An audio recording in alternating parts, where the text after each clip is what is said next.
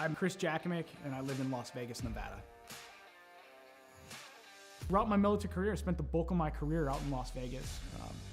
It was the first job I had as I was protecting some sensitive resources out there at Nellis. I would deploy to Kuwait early on in my military career with a larger weaponry system to support Operation Southern Watch. And then from 2003 to 2006, I was part of the emerging drone mission for the United States Air Force and Department of Defense. We were fighting the wars in Iraq and Afghanistan from our backyard. You'd be in war for 12 hours of your shift, and then you'd drive home to your apartment here in Nevada. So psychologically, it was very odd. Like, you felt you were in the combat zone every day because you were seeing it on the screens and it was that important, but I don't know what it did to the human psyche at the time.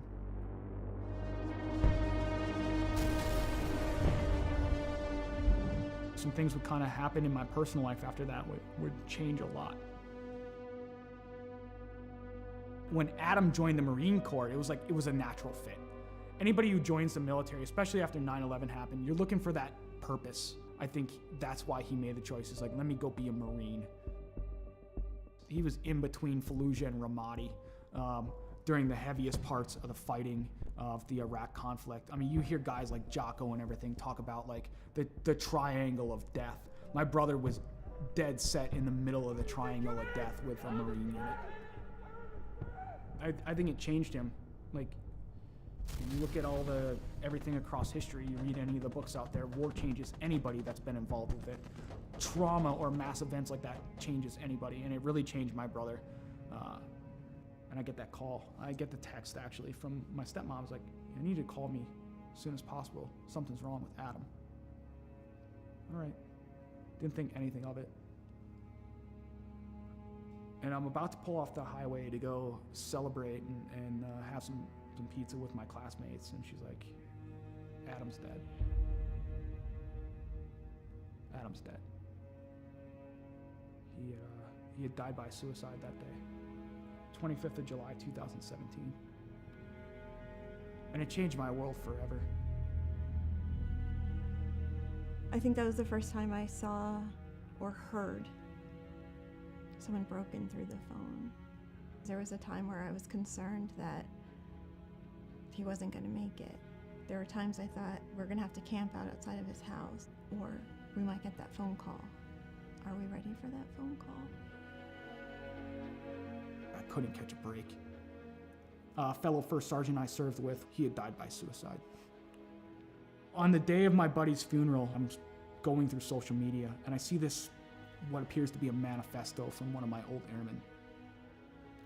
My first thought was like, today's not going to be a good day. And sadly, my hunch was right. He had killed his own family and taken his own life on the day of my buddy's funeral. It was just compounding trauma after trauma after trauma. I cracked.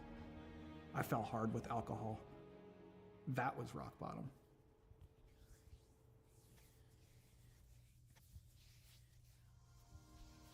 I first heard about Mission 22 just by like surfing the internet and looking on there and seeing some of the programs that they had available. I was like, something seems right about this. To be in a program like the R&R program with them and the innovative things that they're putting together, I have not seen in any other veteran nonprofit. It's putting all this stuff together to heal in the most effective way possible. They're making you do a lot of the hard work through reading, through audiobooks, through physical fitness, through nutrition, open discussion, critical thinking, neuroplasticity and cognitive feedback to where you're developing the brain more. It's given me a chance to regain my life.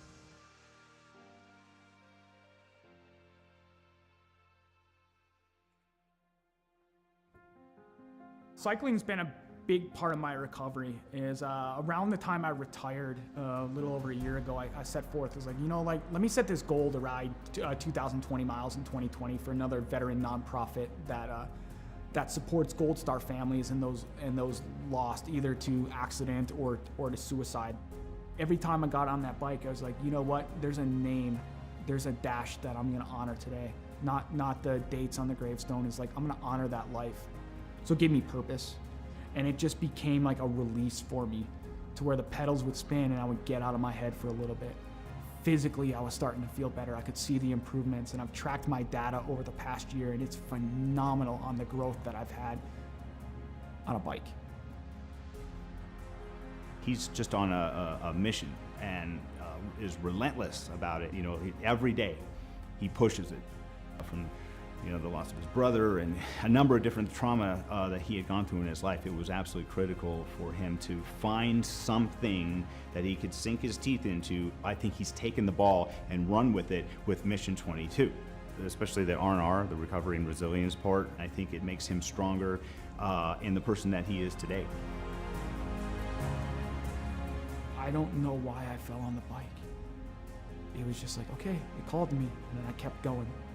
So you know that scene from Forrest Gump where he just starts running one day and it ends up in Monument Valley in Utah? He's like, I'm tired, I think I'll go home now. I'm not tired yet. I'm not ready to throw the towel in like Forrest Gump did. I'm getting on that bike and I'm keeping on going because there's something about it. There's something about just getting out in nature, having that breeze in your face and seeing some of the beautiful landscape here in Las Vegas where it takes you away from the stressors and the challenges of the world for a little bit. And you can just appreciate the beauty that is out there and be in the moment. And then it got serious because the Air Force enrolled me in the Air Force Wounded Warrior program and it got transformed into Lo and Behold training. If I do this well, maybe I can go represent the Air Force. Maybe my grief and everything in my entire story can come to fruition because I can put the energy into something positive.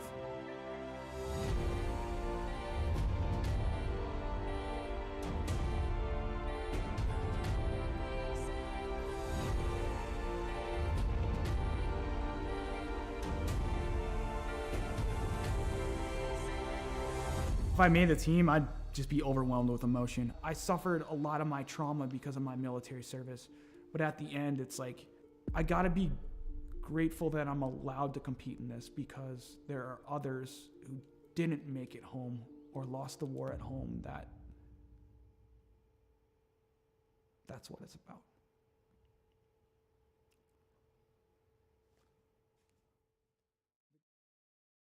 Oh my gosh, everybody. I am so excited. My heart's pumping. My hands are sweaty. Please welcome our very own director of the Air Force Wounded Warrior Program, Colonel Rich Obert. Over to you, sir. Welcome, warriors and athletes. Today we're going to announce the 2021 Air Force Team for Warrior Games. The selection was difficult as there were many hardworking and deserving individuals, and the work and dedication was apparent by all. I know the suspense is killing you, so I'll turn it back over to Marcia. Good luck to each of you. Back to you, Marcia. All right, thank you, sir. Starting us out from Air Education and Training Command, Major Daniel, Lieutenant Dan Cariña. Yes, yes, yes. Air Combat Command, out of Texas, Master Sergeant Nicole Nikki Favuza. From Valdosta, Georgia, Technical Sergeant retired Antonio Del Vecchio. From East Liberty, Ohio, Airman retired Pete Murphy. Technical Sergeant retired Margie Hinkle.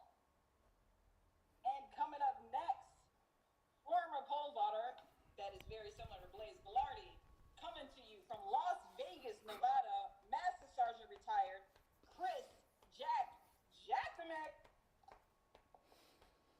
Warrior Games competitor back on the team, Staff Sergeant retired Joseph Alex Pate. Whew. What? He did All right. big things. Back in the day, he's going to do big things. Coming to you from St. Henry. Wow. We look at Mission 22 and we see all the shirts, we see all the flags out there. I don't think enough of the people understand how big the programs actually are and how that is actually in there. And like, I'm a benefactor from the donations of these private donors that are there to allow me to live life, to improve life for not only myself, but for friends, for fellow veterans, for my children, for my girlfriend, for my family, is to be that, to say, you know what? We can keep going at the end of the day. We can keep going no matter how hard it gets. No matter how difficult life becomes, we can keep going.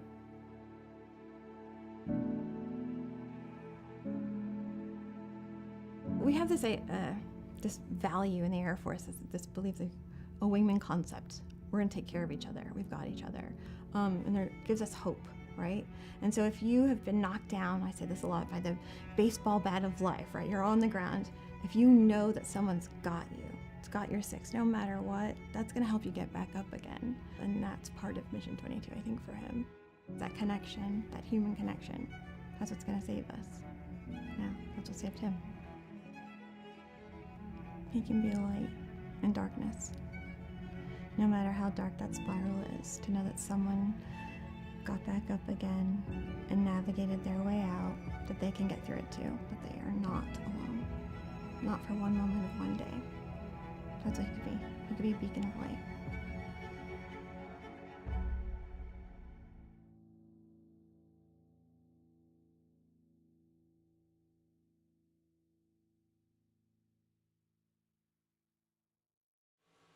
Welcome back to Gears Unlimited Friday Night Lights. This is week 11. We're at Cedar Lake. Quite a few drivers have qualified for the week 13 Dash for Cash. There are only a few spots left. We'll see if those are filled tonight. As always, at Got Your Six Racing Network, we are racing for awareness of veterans issues. 22 veterans a day take their own lives, which is 22 too many. Throughout the night, you'll see us play promos from organizations out there doing great things for veterans. If you can donate to any of those organizations, please do so. If you don't have the means to donate, you can think of a veteran out there. Maybe you haven't heard from them in a while. Man, go check on them, see how they're doing. You never know what frame of mind that person may be in. That conversation could save a life. Again, welcome to the show. We're getting ready to call the drivers off the track, get the show underway. Hope everybody had a great Thanksgiving, and here we go. All drivers, clear the track. All drivers, clear the track, please. We will get the drivers off the track and get the show underway. Looks like we had a really good turnout. Looks like we have 23 cars. All right, drivers, welcome to week 11, Gears Unlimited Friday Night Lights 358 Modifieds, brought to you by A&J Landscaping. We'll go over the rules real quick. Couple of drivers jumped in here that haven't been with us in a while.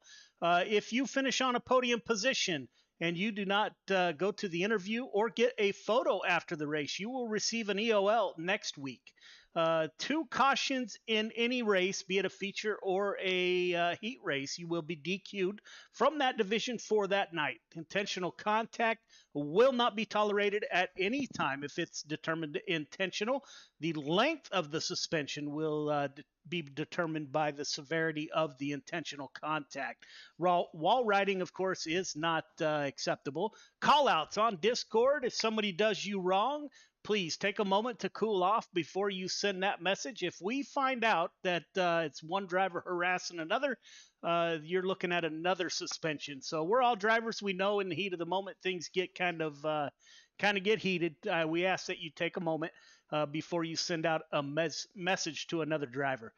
Excessive blinking, first time you will get a warning. Second time you will get an EOL. Third time you will be parked for the night in that division. That's all we have for tonight. Only 2 weeks away for the $500 Dash for Cash.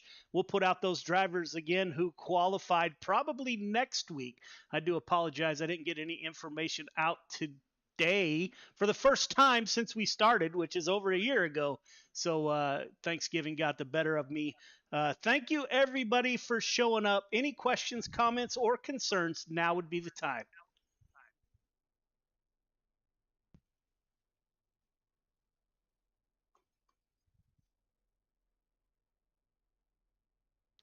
None heard. We will advance to qualifying. I wish you all the best of luck.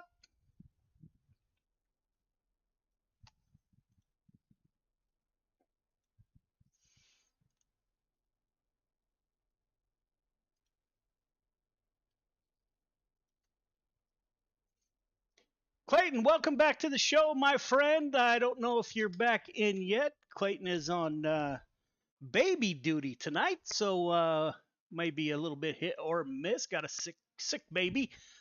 Clayton, are you with me? He is not back yet. We're going to follow around as the cars go out on the track to qualify.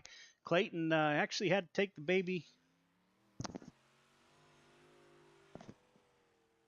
Had to take his baby to the emergency room this afternoon. So glad to have Clayton back in the booth tonight. That is Clayton Hack from the Outlaw Racing League. He is with us.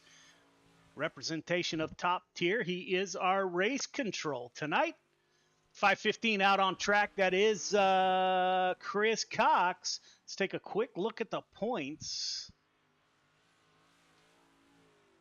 As soon as I can find them. Michael Carter, Grant Wesley, Cale Smith, Randy Shreves, Anthony Marfulio are your top 5 in points.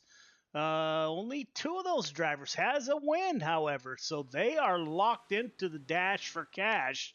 The 15 car of your points leader out on track, that is Michael Carter. Cale Smith at the top of the board in that 115 with a 13.928. Michael Carter times in second quick, 13.859. Those 2 are teammates. James Ingram, the 40-car driver out of Georgia, is back with us. Looks like James is sitting at 16th, now 17th. Quick, back to 18th now as the 40-car comes off of turn 4 for his final timed lap. Now is turn 4. My apologies. 40-car coming towards the flag stand. 19th quick for that 40 car. Randy Shreves out on track in the 56 machine. Currently 22nd quick for Randy Shreves. I can guarantee you that's not where that car will start come feature time. 21st quick, 14.206 for the 56 of Randy Shreves. Jordan LaFon took a couple of weeks off in that 11 machine. He's out on track. Driver out of Indiana. Let's see how Jordan can do. We miss Jordan and his grandma. So, Grandma, welcome back. Great to see you back. I can hope to get messages from you tonight. Every week, looking forward to seeing you on our chat. Jordan, third quick, 13.875 for the 11 car. He's going to go for his second time lap. Got 2 more. Let's see if he can. Third quick for Jordan LaFon. 13.917 is the best that the 11 car can do. James Ingram still out on track in the Reese's number 40 machine, the driver out of Georgia. He will wrap it up. We're getting ready to go heat racing. Clayton, you back with me? Yes, sir, I am. Right on, man. We're getting ready to go heat racing here. Heat 1 is headed towards the grid. We got Cale Smith, Joseph Grandy on the front row. Samuel Bachman, Butch Baker in row 2. Chris Cox, Jake Henry in row number 3. Dean Reynolds and Randy Shreves rounds out your field of 8 drivers. Drivers, welcome to heat number 1. Leader, 1.5 car length behind the pace truck. Please, everybody else, once you get the 1 to go, tighten it up. Half car length between yourself, the car in front of you. The initial start is on green. Do not jump the start. Do not pass before the start finish line. We got 8 laps to get it done. Everybody heading to the feature last I looked. Race hard, race clean, put on a great show. Good luck. What are you looking for here, Clayton? I'm kind of excited to see the return of the 11 there of Jordan LaFon. Missed him over the last few weeks. He's a very, very fast driver. Michael Carter back up top again, close to the top. Looks like he'll be starting first in Heat 2. So looking forward to seeing what he can do. I know he had some hiccups last week, but pretty much just seeing, what Cedar Lake's going to do for these guys. I know it turns into a 1-lane racetrack really quick, so we'll see who can find the speed somewhere else and come out on top tonight. Yeah, that 115 car and his teammate, they will both start on the pole. That 518 on the outside of Joseph is Joseph Grandy. Joseph Grandy is no slouch, so watch that 518 from the outside. We're about to find out what that preferred line is.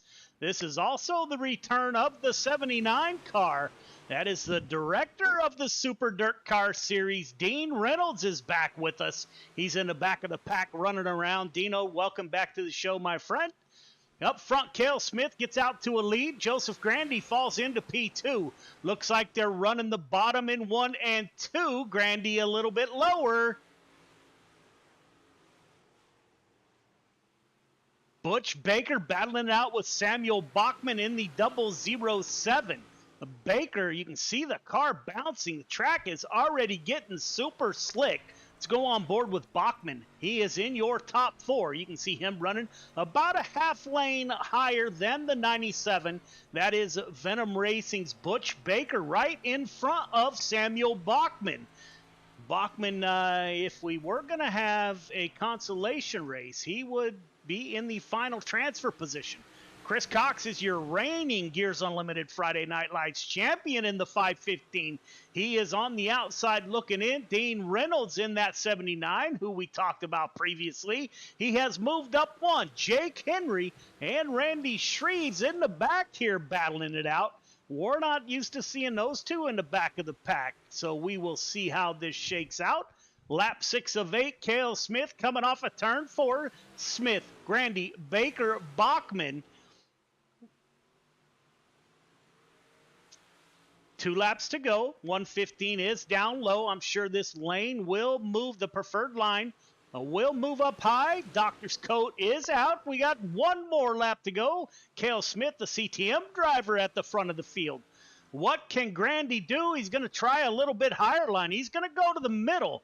I ran Cedar Lake quite a bit. Good finish, Smith, Grandy, Baker, and Bachman, your top 4. Chris Cox rounds out your top 5.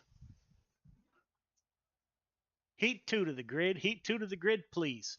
Michael Carter, Clay Christopherson on the front row. John Morano, Jesse Ingram in row 2. Anthony Morano, Kevin Davis in row number 3. James Ingram and Luke Hines rounds out your field of 8 drivers. All right, drivers, welcome to heat number 2. Leader 1.5 car length behind the pace truck. Please, everybody else, once you get the one to go, tighten it up. Half car length between yourself, the car in front of you. Got 8 laps to get it done. Everybody heading to the feature. Race hard. Race clean. Good luck. All right, Clay, you back with me? Yes, sir. Man, this one's all you, brother. It happens quick here at Cedar Lake, so I'm going to turn the mic over to you. Yes, sir. Michael Carter, Clay Christopherson making up row 1. John Moreno up front for a heat race. Him in the 7 of Jesse Ingram. Anthony Moreno and Kevin Davis. James Ingram and Luke Hines rounding out heat 2's field here. Looks like we got 1 more time around before we go green.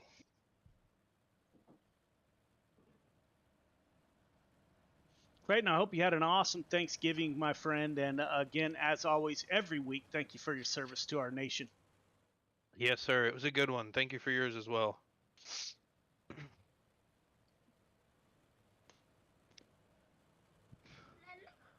Rolling on down the back stretch, coming out of 4. Coming to the green flag here. Pace truck pulls off. Michael Carter, Clay Christopherson on the front row. Green flag is out. We are rolling.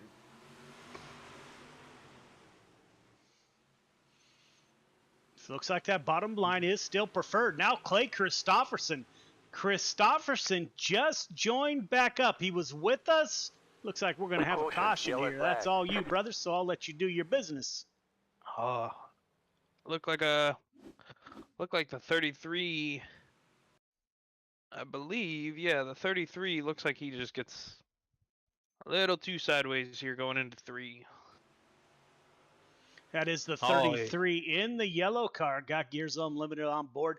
Looks like he gets into the left rear of the 7.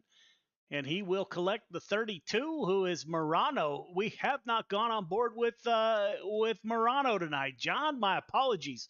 We're about to make Sherry, you haven't been here in a while, my brother. So we will go back live, and we will go on board with the 32 machine as he is in the pits. His wife Sherry on board. You can see her right there on top of that hood scoop. Sherry tunes in with us every night that Anthony runs. He's been working some night shifts, so he hasn't been with us in a while. But Sherry, welcome back. Hope you're enjoying the show. If not, let us know. Shoot us some suggestions. So here we go. We're getting ready to go back green. The 15 car at the front of the field. Michael Carter, Clay Christopherson, side by side.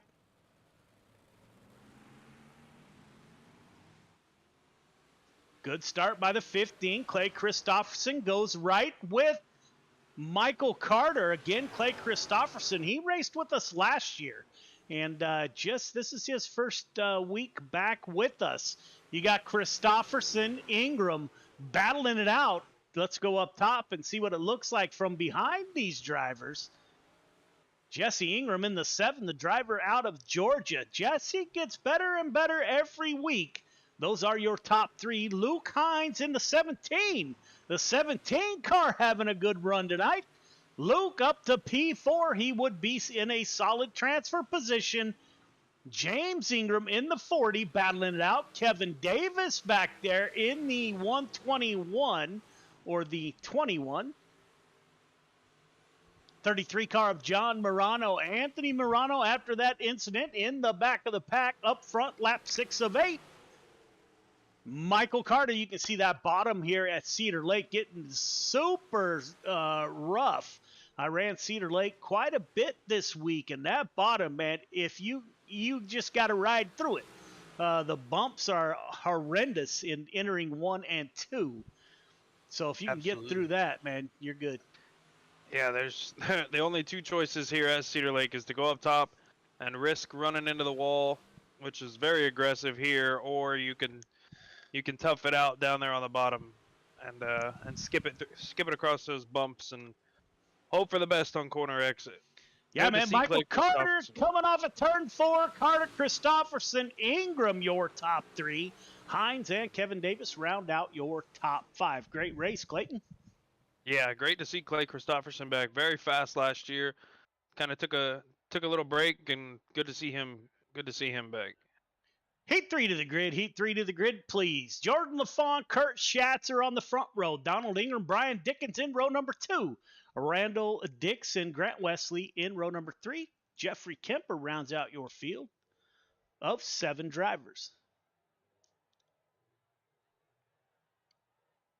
All right, drivers, you know the drill. Leader, 1.5 car length behind the pace truck. Everybody else, once you get the 1 to go, tighten it up. Half car length between yourself, the car in front of you. The initial start is on green. Do not jump the start. Do not pass before the start-finish line. Got 8 laps to get it done. Race hard, race clean. Good luck. Just realized I broadcast over to the driver's channel. I'm sure they didn't appreciate that, but Jordan LaFawn, my teammates starting on the outside, the 18 and the 122 of Brian Dickens. Those are the Dirt Track Bank. Would like to thank the Dirt Track Bank for all that they do for iRacing and Gears Unlimited Friday Night Lights. Matter of fact, this next week or 2 weeks, week 13 Dash for Cash is brought to you by the Dirt Track Bank. So like to thank them for sure. Jordan LaFawn will take us to the green flag. Like to thank the 10 car. That's Donald Ingram. He's a prior Navy member. Like to thank him for his service to our country. As we're coming off of turn 4, Jordan LaFawn looking for the green flag. Green flag is out. Got Hammer Down Racing on the outside. That is the 18 and the 122. We stay side by side. Jordan LaFawn, he's on the bottom. Kurt Schatzer, Brian Dickens, and the 88 car. We've talked about the 88 car in quite a few races this week, Clayton.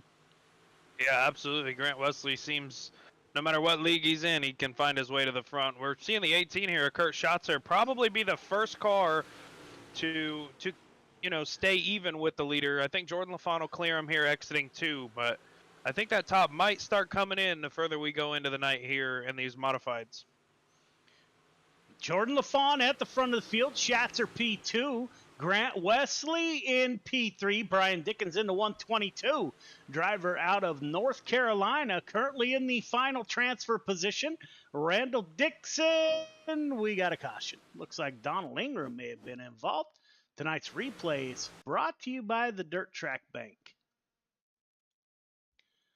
There is the 10. Dickens had made the pass. The 10 going into turn...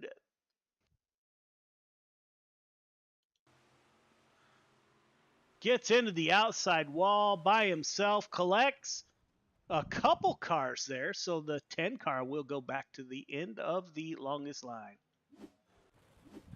Yeah, going back on the outside wall here, it's that aggressive all the way around it. So if you make contact, You're more than likely bicycling up onto two wheels here in these cars, and it's usually not a pretty ending as we see there for the 10. Looks like he's still on pit road, possibly finishing his tow time and or taking his repair to get back out. Hopefully he can make the call before we go green. All right, drivers, tighten it up. Half car length between yourself, the car in front of you. This restart will be on the leader. Everybody else, you're going on the car in front of you. Good luck. Thought I had this set up for double file. I'm certain I did, but it looks like we're currently single file there, Clayton, with 1 to go. So that's interesting. 11 car is off. He will beat the pace truck almost down the front stretch. 11 dives it down low. Kurt Schatzer, he runs a slider-ish line. 88 car, Grant Wesley's going to get by. The driver out of Evansville, Indiana, gets by Kurt Schatzer. That is the 18 car. He's out of Pennsylvania. Put the 88 car up to P2. Good run off the top side, Willie. Chase down the 11 car of Jordan LaFawn. LaFawn looking good. Lap 7 of 8. LaFawn, Wesley, Schatzer, Dickens. Randall Dixon in the 111 car. He's back up to P5. Jeff Kemper in the 181. The Oregon driver running in 6th position. 1 lap to go. Jordan LaFawn, looks like the 18 tried to go down low. That didn't work. The 11 will stay down low. Coming off at turn 4. Will the 88 gets a good run? It'll be LaFawn, Wesley, Schatzer, Dixon. Your top 4. Yeah, I tell you what, that pace truck going off of the track like that in front of you, it is about 3 times as distracting in the car as it is just looking at it and watching it. Yeah, man. All right, drivers, 2 minutes of warm-up. Ladies and gentlemen, we'll be right back.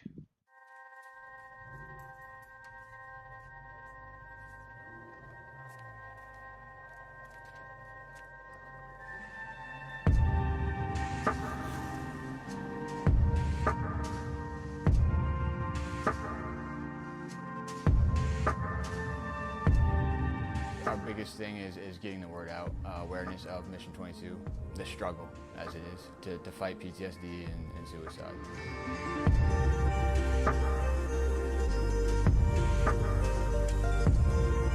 My name's Corey Decker. I'm the state representative for Mission 22. The issue has been great. We got a bunch of great guys that have gotten together and decided to create this rally. The word's getting out, and it's turned into quite an event where we can actually help a lot of veterans.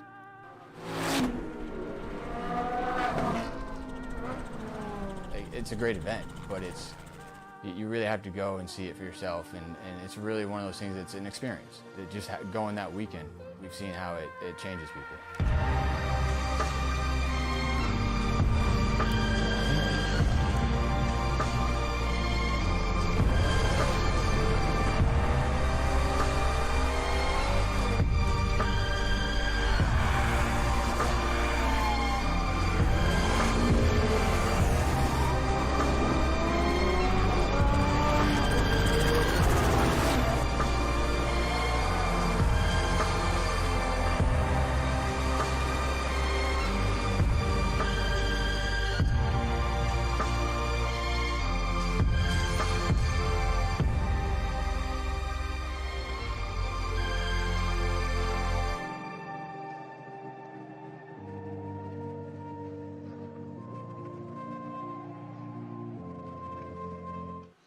Welcome back, ladies and gentlemen. That 88 car is at the top of the board in warm-up here. Grant Wesley has parked it in the pits.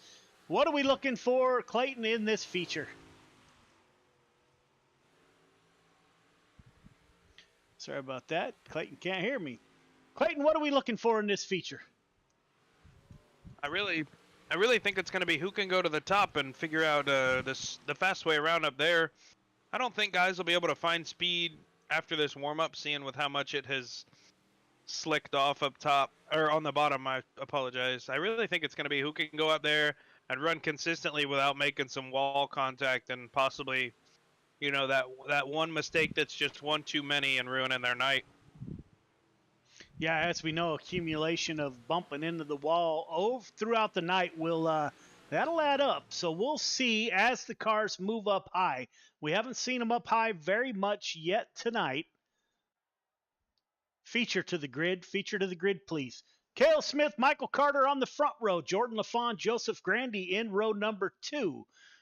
Clay Christopherson, Grant Wesley in 3, Baker Ingram in 4, Schatzer Bachman in 5, Luke Hines, Brian Dickens in 6, Chris Cox, Kevin Davis in 7, Dixon Reynolds in 8, Morano Kemper in 9, Henry Morano in row number 10, Donald Ingram, Randy Shreves in row number 11, and James Ingram will start at the tail end of the field.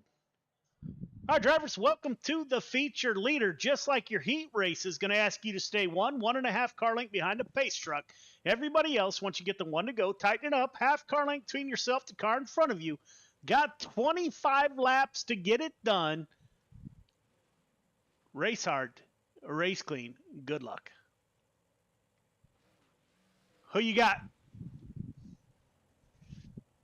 I really want to stick with the pick of Michael Carter. He's been proving himself time and time again over these last few weeks. I think I'm going to take that 15 on the outside row. I'm going to take an outsider tonight. I'm going to go with the 51 of Clay Christopherson. On his return to Gears Unlimited Friday Night Lights, I think Clay might have a little magic for these cats up front. So we will see how this plays out. Your top 4 or top 6 are amazingly fast. So stack field as every Friday night here at Gears Unlimited Friday Night Lights. Cale Smith, you got a CTM front row, will bring us to the green flag. Pace truck should exit this next time by. Yes, Cale Smith and Michael Carter coming out of turn 3, going into turn 4, looking for the green flag. Field looks good.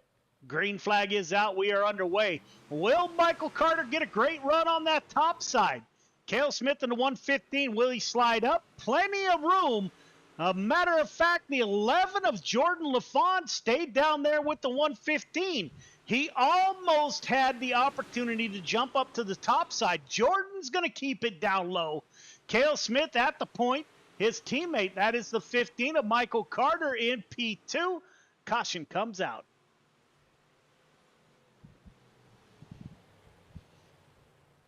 I do not have the caution on my board, so I don't know what happened. So Clay's got that. Yeah, it was a really late pop-up here on the race control software. Not sure what happened, but looks like just a bunch of cars get into it, coming to the green. So I'll have to go back and see exactly who's at fault here. All right, drivers, this restart will be on the leader. Leader, once the pace truck accelerates, the idea is you don't beat them down the front stretch. Once that pace truck accelerates, that is your point to go anytime between there and the drop of the green flag. Everybody else, you're going on the car in front of you. We only got 3 laps in the book. Race hard, race clean, put on a great show. Good luck. That is the 115 of Cale Smith on the front. Jordan LaFawn will now move to his outside. So Jordan LaFawn was trying the bottom side. It looks like he's going to be forced up high. Will the 15, he's on the inside of row number 2. That is Michael Carter. Will he be able to? The cars get loose there right before the green flag. Cale Smith is able to set sail. The 15 car is down low. Jordan LaFawn, he's going to give it a go. He's running the middle. He's on top of the 15, not letting Michael Carter up high. Carter will now slide in line behind the 11.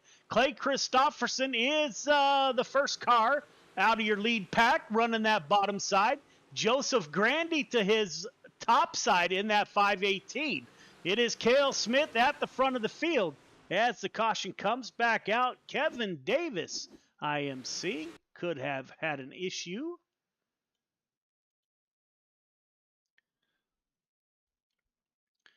That is the 121 of Kevin Davis. He's riding behind the 56 of Randy Shreves. You can see the 30 car up Murano make contact. Murano on Murano violence there. That knocks the 33 up high. The 121 looks like possibly net code. I'm not on front of the car, but those two go around. They collect the 111.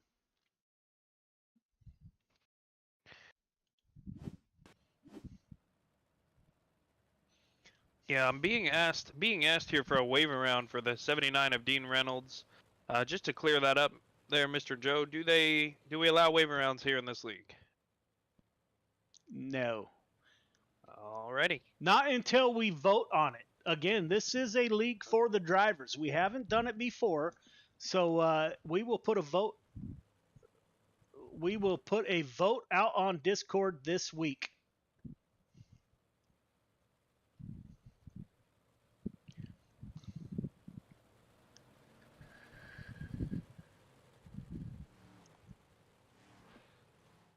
It will be Cale Smith at the front of the field. He still got Jordan LaFond to his outside. That is the 15 car of Michael Carter. Those are CTM boys on the inside. Jordan LaFond, 518 of Joseph Grandy. Clay Christopherson, watch that third row. That is the 51 of Christopherson and the 88 of Grant Wesley. So you got some Clay, and Kurt Schatzer's working his way through the field in the 18, that white and bright yellow car. So still, we will see how this shakes out as the cars pull to the, I guess trying not to make contact.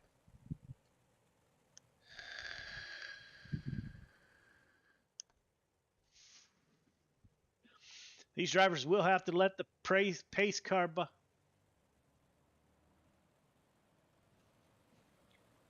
obviously, we're not going green. You saw that. We will get the pace truck back out on the track.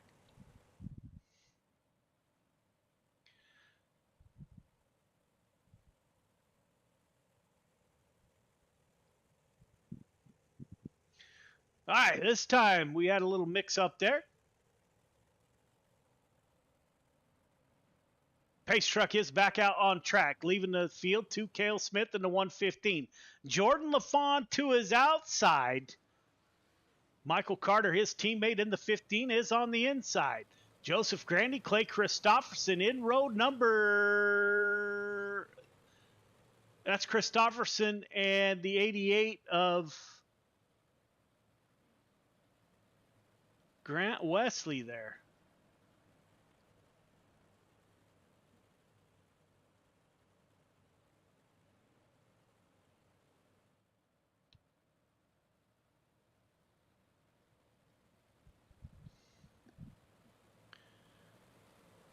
Trying to get the field lined back up here. A little bit more difficult at a shorter track than it is on the long track. So we're still trying to get prepared to go green here.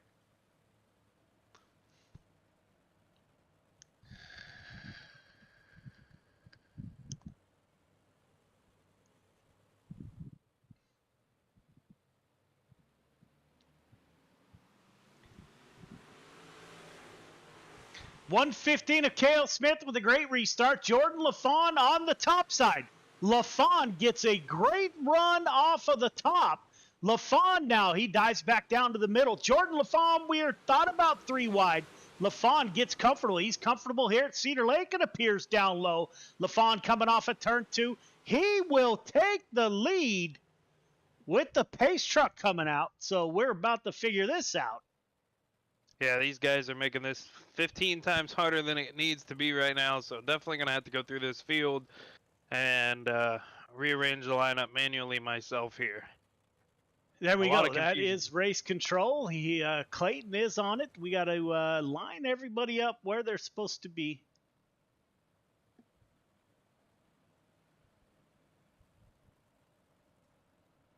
Clayton will work through this.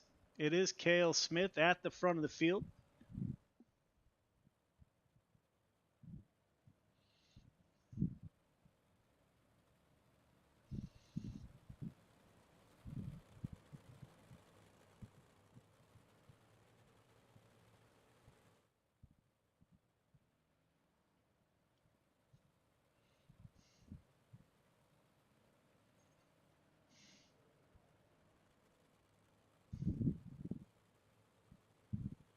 As they're going through the lineup, I'm sorry I have that mic. 111, 33, 21, and 79. Try to let you, the spectators, listen to the lineup as much as we can. We're only on lap 7 of 25. We are doubled up one more time. Next caution that comes out, we should go single file. Cale Smith, it looks like, is still at the front of the field according to iRacing. So we will see here momentarily.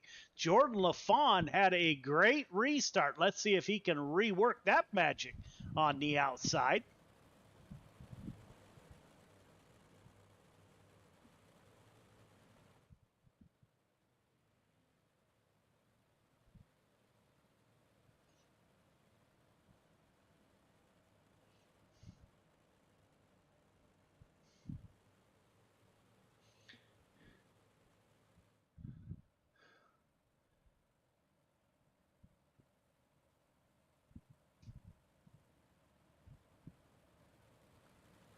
We should be single file.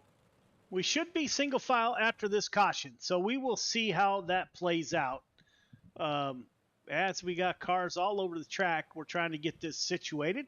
We will have one more lap of caution as we try to get everybody lined up. Clayton is busy on his computer. Man. 115 with a great restart. Jordan LaFawn stays up high. Smith, LaFawn, Carter, the 15 of Carter. Now LaFawn dives it down low. He's going to try the middle. Looked like LaFawn found something on that middle lane last run. Smith, LaFawn, Carter, Jeffrey Kemper now involved. We got all kinds of stuff going on tonight.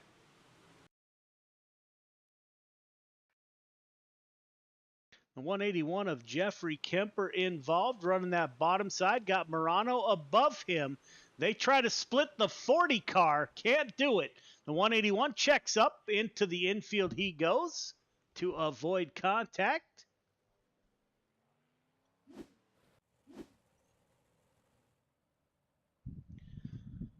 Jordan LaFawn takes over the lead. What happened to the 115? Yeah, 181 spins and brings out the caution. Now I'm going to have to go look and see what happened there to the 115. I did see him stuck in the fence, so this should be interesting. He's running above the 11 car. We're watching. Oh, he gets into the outside fence. Yeah, that is not good. And Jordan LaFawn will inherit the lead. I believe we should be single file after this. We've only made it to lap 9 of 25.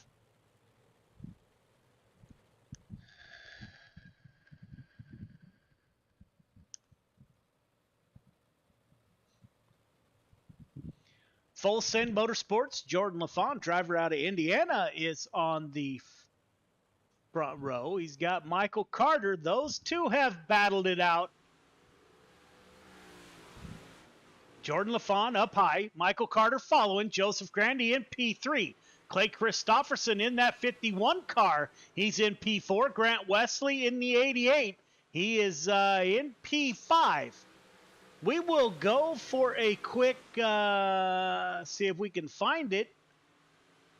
Our version of Turn It Up.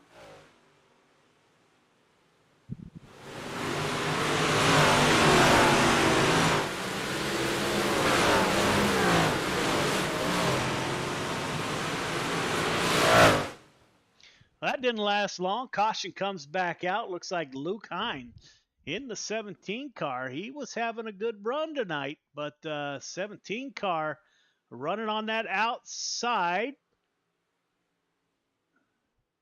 Just sends it in too hard. Then he blinks out. He's into the fence, just like Cale Smith. So we will get through this race. It is Jordan LaFawn at the front of the field. LaFawn, Carter, Grandy, Christopherson, Wesley, your top 5. We are working lap 12 of 25.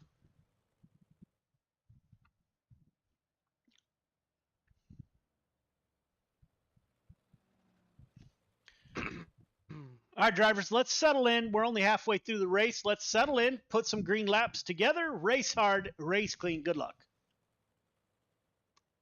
Looks like the side of that 11 car is all banged up.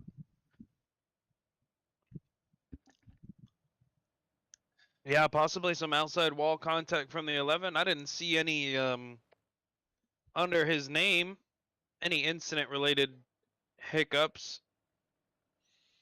Oh, it looks like net code between the 11 and the 515 when the 115 when Cale Smith got stuck in the fence. Some net code going on there. See if that has anything, damage to his car. Looks like he gets a good restart. He's still on the top side. Him and Michael Carter, Joseph Grandy in P3. Everybody up high. First car down low. That is the 122 of Brian Dickens. Now the 515 of Chris Cox decides to go down low. Those group are losing contact with your front half dozen. Jordan LaFawn, lap 13 of 25, leading Michael Carter. Let's go on board with Michael Carter and see what it looks like from the front of the field. Michael Carter on that outside. Jordan LaFawn right in front. Looks like we may... Oh, Jordan LaFawn dives down low. He's going to run a slider line here. Will that be an advantage for the 11 car? He holds on to the lead. Notice some lap traffic coming up last camera view we had. On lap 15 of 25, it looks like Michael Carter is a little bit quicker than the 11 car.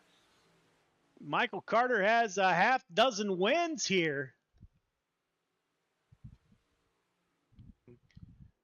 Yeah, they've seen two different drivers now go up into the 3 and 4 wall and get stuck in the fence. So these guys are definitely wising up to avoid 3 and 4s outside as long as they can. That's for sure. Let's go on the 181 in front of the leaders, the 33 involved. That is Jeff Kemper and John Morano. Let's take a look.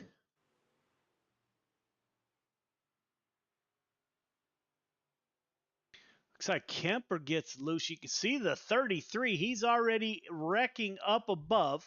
Kevin Davis is back there with the 171. By the time Jeff Kemper gets there, nowhere to go. 31 comes back down the track, collects the 181. So, working lap 18 up 25.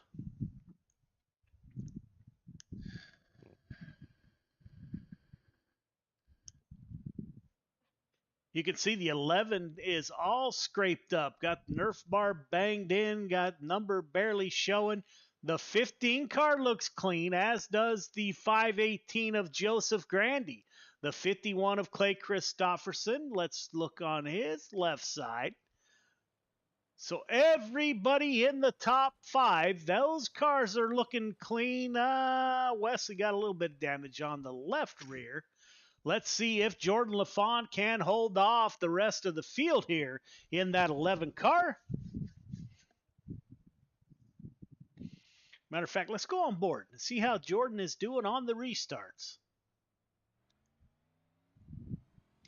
He is your leader. You can see the track is just about slicked off. Jordan LaFawn up high, gets a little bit loose.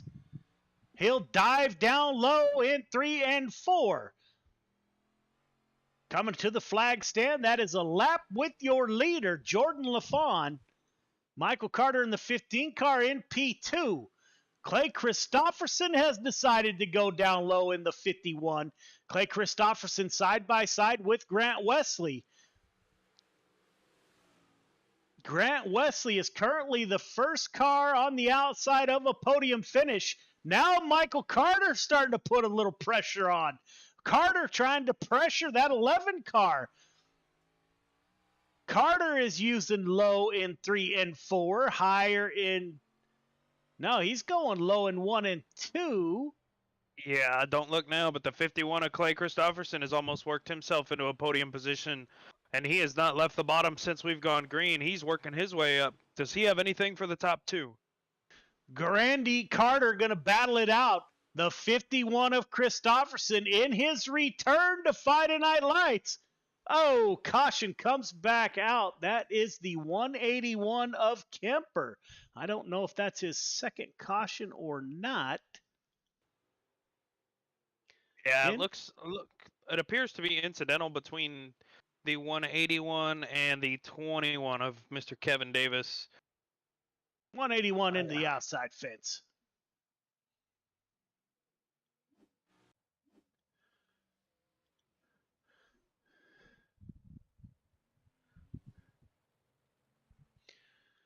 So, lap 23 of 25, Jordan LaFawn currently with the win. Michael Carter P2. As Clayton mentioned, Clay Christopherson has worked his way up into your top three in the final podium position. Yeah, Jordan LaFawn seems to be very strong when it comes to short little runs. So I think he'll be able to pull away from Michael Carter unless Michael changes something up here on this restart. But this could possibly be the run to the checkered flag, and Jordan LaFawn has shown to have the most short run speed. We need to remind the drivers that they're supposed to be 1.5 car length behind the pace truck. We did not do that. That's my fault. We'll make sure we tighten that up here. As the 11 car comes off of turn 4, Jordan LaFawn, 23 of 25 down. Carter stays up high. Clay Christopherson, he's going to continue to roll the bottom. He will hold on to P3. Now, everybody in your top three go to the bottom in 3 and 4. Getting kind of crossed up here. Jordan LaFawn leading Michael Carter. 2 laps to go. Low in 1 and 2. Grandy down there. Looks like Christopherson rolls that bottom a little bit longer. 1 to go. Jordan LaFawn goes down to the bottom. There is a traffic jam behind the 11, LaFawn, the 15 of Michael Carter, and the 51 of Christopherson coming off at 4.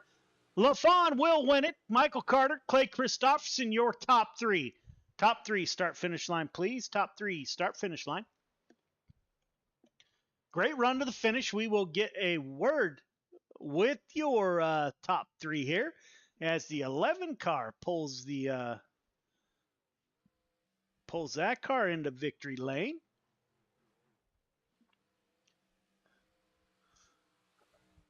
All right, fellas, don't forget to go up for your interviews. Great race. We will get a word with your top three here momentarily.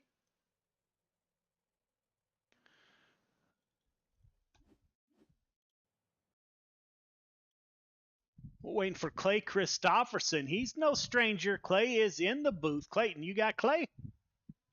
Absolutely. Clay, this is Clayton up in the broadcast booth. You got a copy? Yes, sir.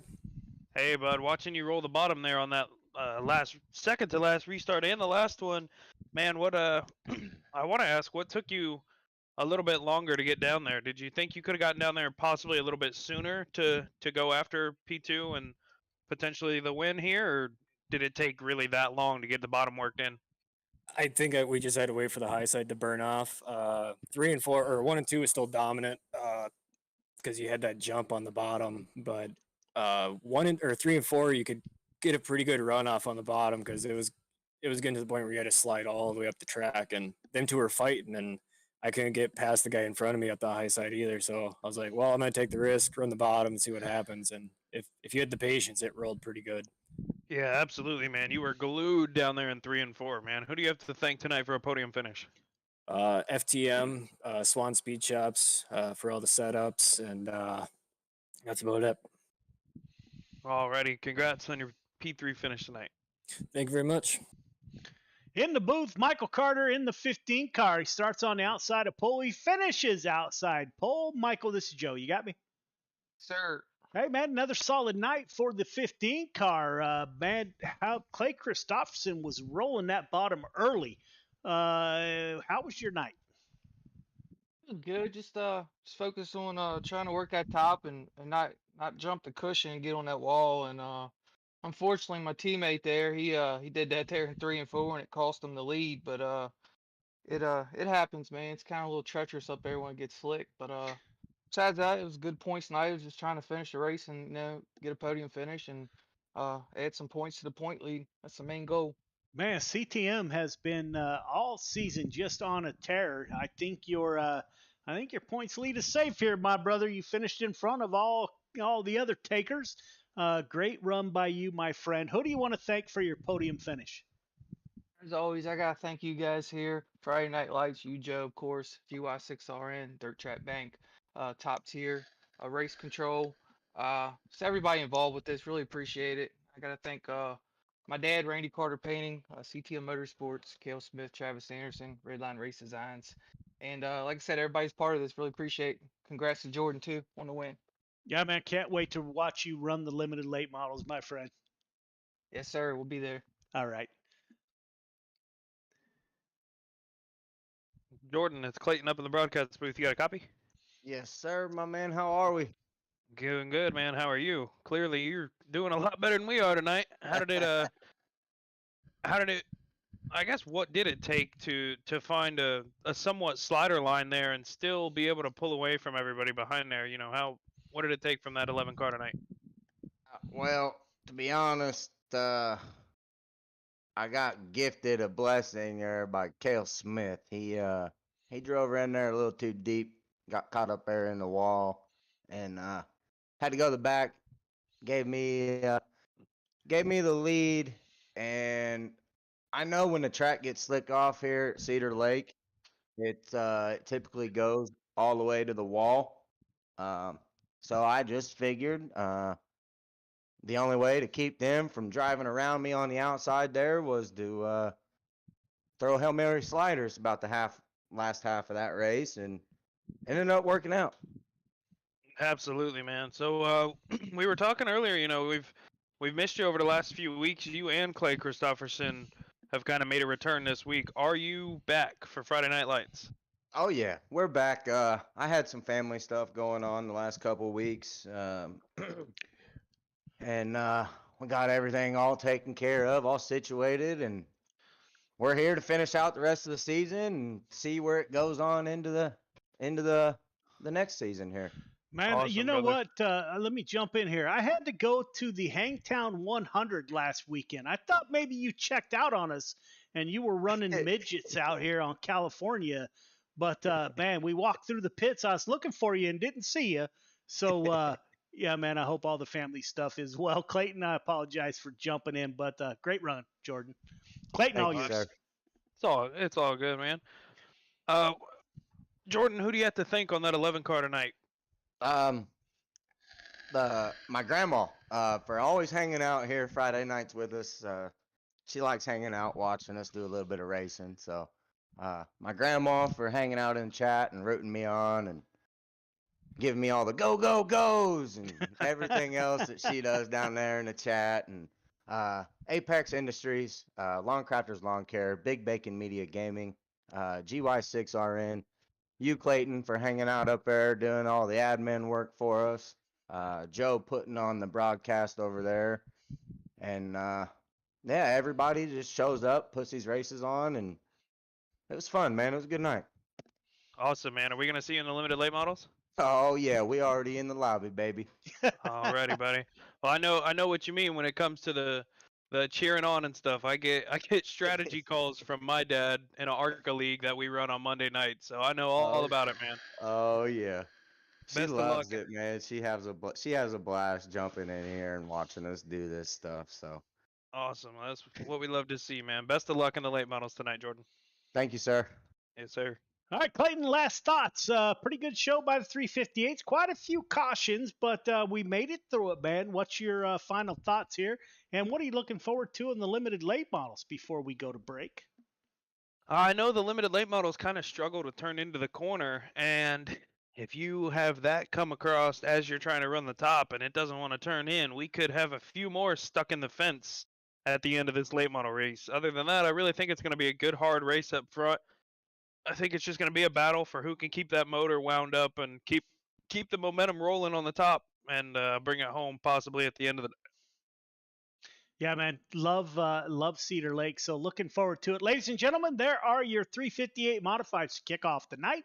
We will take a quick break. When we come back, we will be with the limited late models. Thank you for tuning in. If you have suggestions, something we're not doing you'd like to see, please leave us some feedback. You can even email me personally, joe@gy6rn.com. You can visit our Facebook page. That's Gears Unlimited Friday Night Lights. However you get a hold of us, I don't care. We will take all suggestions and see what we can do with those. So thank you all for tuning in, and we will be right back.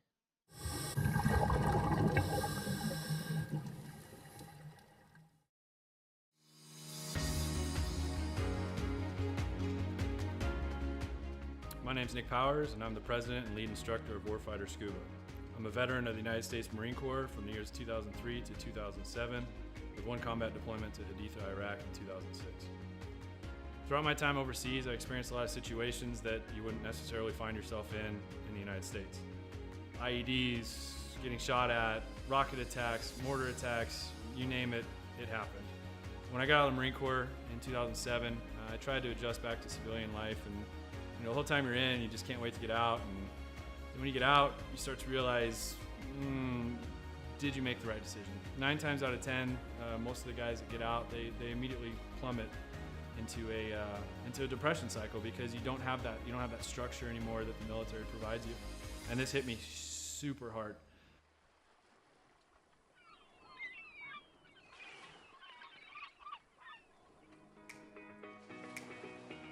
We moved to one of the #1 top dive destinations in the entire world, and I figured I'd start getting back into scuba diving. And after our first couple dives, I realized how peaceful it was underwater and how none of my problems followed me. You're just there in the present moment. I had the idea for Warfighter Scuba, and I kind of hinted at it, and they said, "You go for it." And that's basically how Warfighter Scuba was born.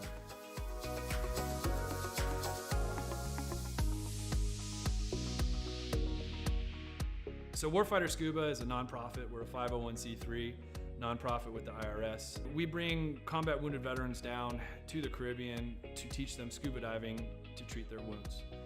Whether their wounds are physical or mental, such as PTSD, scuba diving is a extremely therapeutic activity for mental stressors and for physical ailments. Mentally, as soon as you go underwater, your body just reacts. It's not normal. You're not meant to breathe underwater. Automatically puts you into the present moment.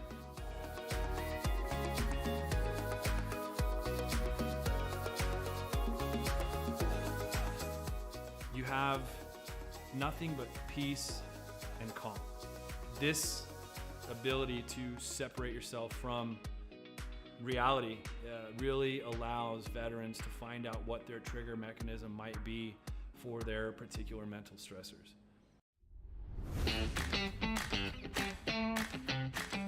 So every veteran who comes through our programs gets a 100% funded trip.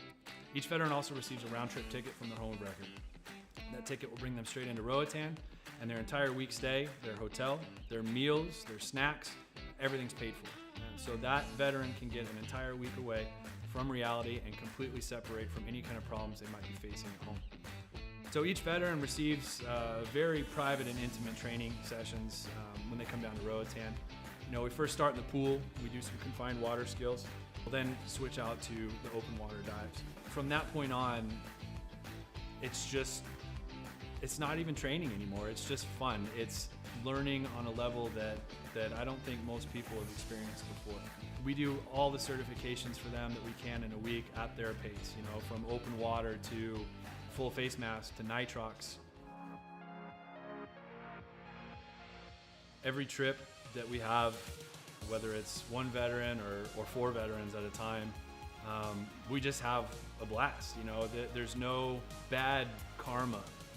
We've seen sharks, we've seen turtles. We've seen 4 eagle rays at once. Just the things that happen when we're in the water together are truly, they're just unbelievable. The dedication that these vets have now to scuba diving and to wanting to come back and to help other veterans experience what they've experienced, it hits me in the heart more than most things have ever hit me in my heart. It's truly an honor to take, you know, these heroes into the water. It's really cool to see the transformation that happens to them, you know, from being, oh my gosh, you know, I don't know if I'm gonna be able to do this. You know, I've gone snorkeling a few times, or, you know, I'm not that good of a swimmer.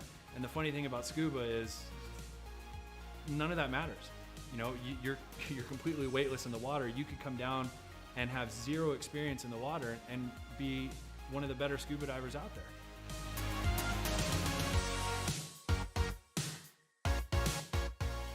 So as with all nonprofits, we rely solely on generous donors such as yourselves. None of these programs could exist without people who are willing to give some of their hard-earned money up to save veterans who might be struggling with everyday life and have that unfortunate thought of suicide. 100% of every dollar that's donated goes directly to the veterans. I personally, myself, I do not take any kind of money. All my time is donated. There's no salary to anybody who's on the board or any staff positions in Warfighter. Donations can be made on our website at www.warfighterscuba.org. And remember, every donation is 100% tax deductible. Welcome back, ladies and gentlemen. We're about to call the drivers off the track for the limited late model division. All drivers clear the track. All drivers clear the track, please. We're about to get race number 2 of the night underway. Race number 1 brought out quite a few cautions, but here we go. I don't see a lot of new names in the server. However, we'll go over some rules real quick. No interview and no photo for podium finishers. You will get an EOL for next year. Bring out 2 cautions in any, be it a heat or a feature. You will get a DQ for the night. Intentional contact is never acceptable. You will receive a suspension. The length of the suspension will depend on the severity of the event. Wall riding is not authorized.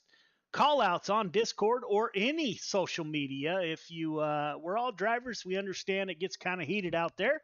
However, please, we ask that you take a break before you message another driver. If we find out about it, we have no other option than to give a lengthy suspension for calling out other drivers over race comms or message after or during the race. Excessive blinking.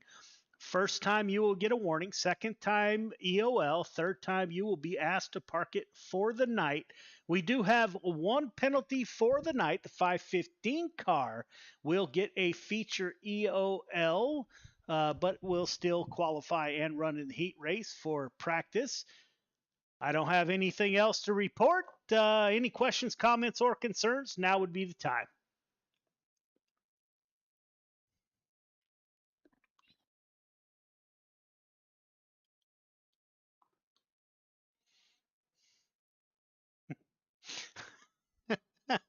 All right, fellas, we are advancing to qualifying. So there's the driver's meeting. We're getting ready to go qualifying here at Cedar Lake in the limited late models. We'll try to get caught back up. We are running about 2 minutes.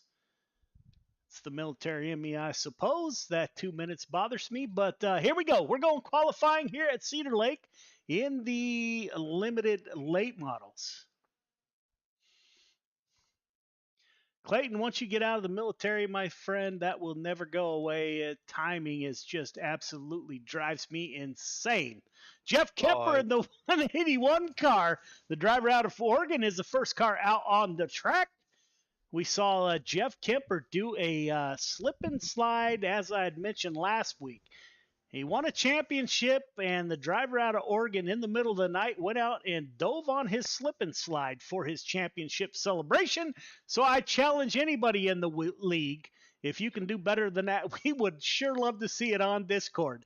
Jeff Kemper out on track. Brandon Templeton at the top of the board in the 31, the driver out of Corning, Iowa, with a 13.515. Jason Hines in P2. That's a driver out of Canada.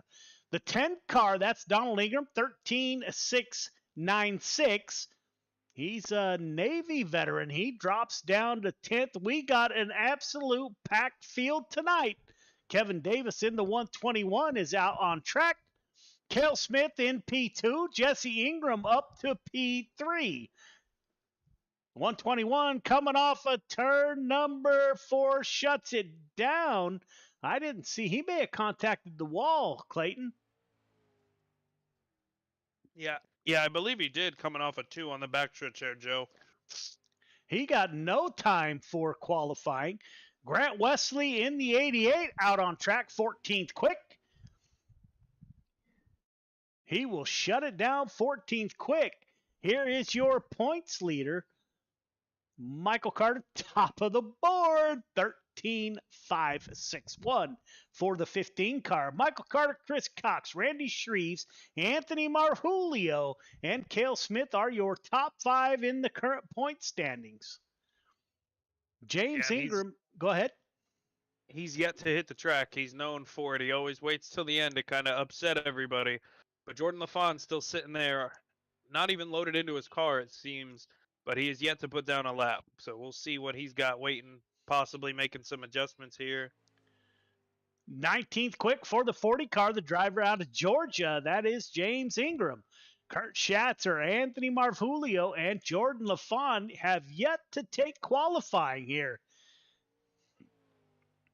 Oh, it looks, now looking over here, it looks like Jordan LaFawn, his connection, he disconnected from the server. Looks like he may be having some internet issues here. That is not good news for the 11 car, nor Grandma out on messaging us here.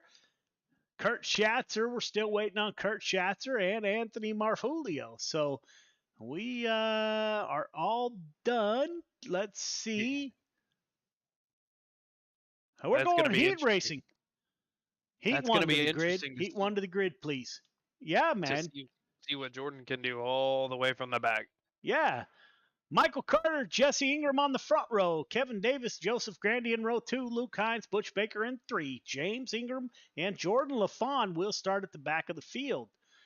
All right, drivers, welcome to heat number 1. Leader, 1.5 car length behind the pace truck. Please, everybody else, once we get the 1 to go, tighten it up. Half car length between yourself, the car in front of you. The initial start is on green. Do not jump the start. Do not pass before the start finish line. You got 8 laps to get it done. Last I checked, everybody heading to the feature. It looked like we had an absolute full house. 24 cars in the field. Race hard, race clean. Good luck. All right, man, who you got? I want to say Michael Carter here, but with him being on the bottom, I think the 518 of Joseph Grandy, he showed incredible speed in the modified. He's been fast in these recently. I think Joseph, if he can get around Jesse Ingram there up top, might have a shot. Man, I'm going to go way out on a limb. The 17 car of Luke Hines.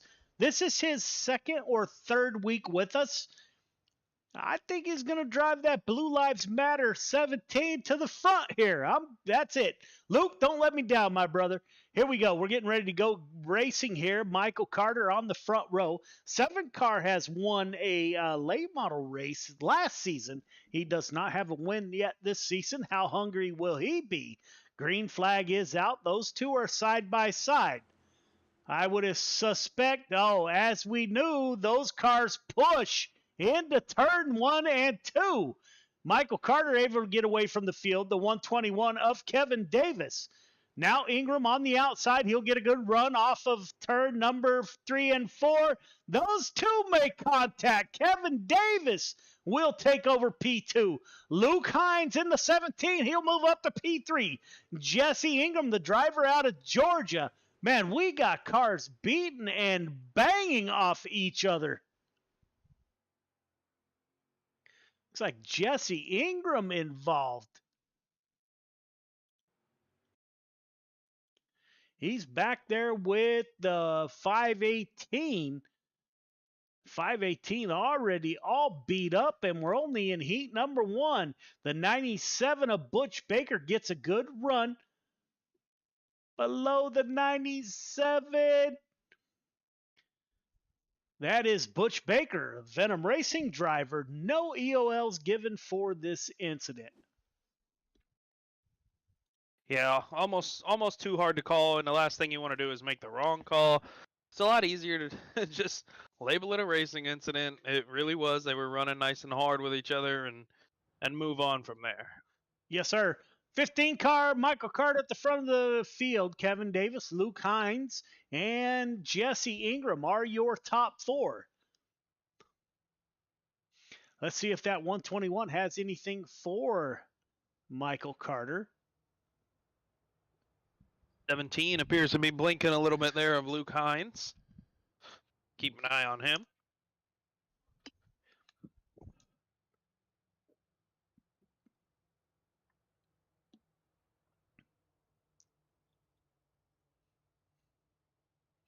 Luke Hines will start on the inside of row number 2 as the 15. Will they beat the pace truck? Not quite. 15 down low. Kevin Davis going with the 15. The 7 car, Jesse Ingram, he stays there all down low. The 518 is the first car to... Oh, we got contact. The 518 was running the high line. Let's take a look at what happened here. Net code between the 518 and the 97. There you have it. From race control, the 518 is outside the 97. That is Butch Baker.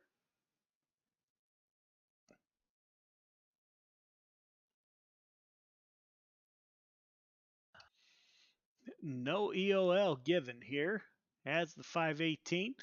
40 car falling off the pace a little bit. We'll go back live and get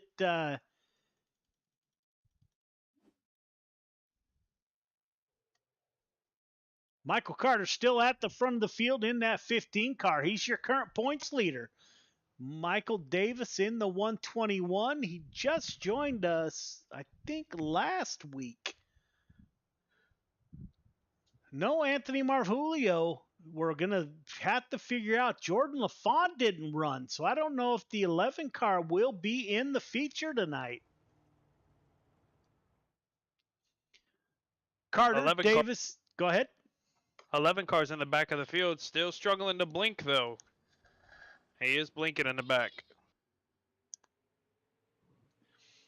Michael Carter at the front of the field. Kevin Davis looks like he gets a little bit loose. Jesse Ingram, the driver out of Georgia, he's won a heat race, as we mentioned, or a feature, actually, in the limited late models last season. The 17 car of Luke Hines, he's digging down low, trying to find a way by. Jordan LaFont, 1 lap down, got back into the server late, has plenty of time to catch up here as your points leader. The 15 car of Michael Carter is leading the field. Caution comes back out. Looks like Butch Baker in that 97 car was involved in an incident. Let's take a look. Baker running down low. Just gets loose in front of the 518. Nowhere for the 518 to go. We will see what race control calls.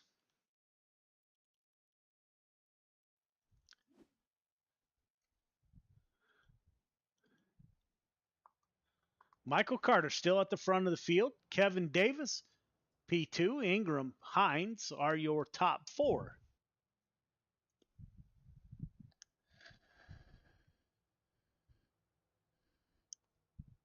Yeah, 97 just got a little too loose there, sliding up in front there. Not sure if he just gave it a little bit too much throttle or a little too much wheel, but definitely coming up like that sideways in front of the 518. Joseph Grandy there had nowhere to go. 97 to the back. Working lap, I believe 7 of 9. My board's showing 8 of 9, but I think it's 7. As the lights are off on the pace truck, we're going green next time by. 15 car, followed by Kevin Davis in the 21. Watch Jesse Ingram there in the 7 car. He has won a feature in the limited late models. Green flag is out. Great start by your top 4. The 15 car is not able to break away as Ingram takes a peek inside of Davis. Ingram running down low, will make a little bit of contact. 1 lap to go. Move Jesse Ingram. Oh, now they make contact. Ingram goes around. No caution, comes out with 1 to go. Luke Hines will register his best finish so far in Gears Unlimited Friday Night Lights in P2.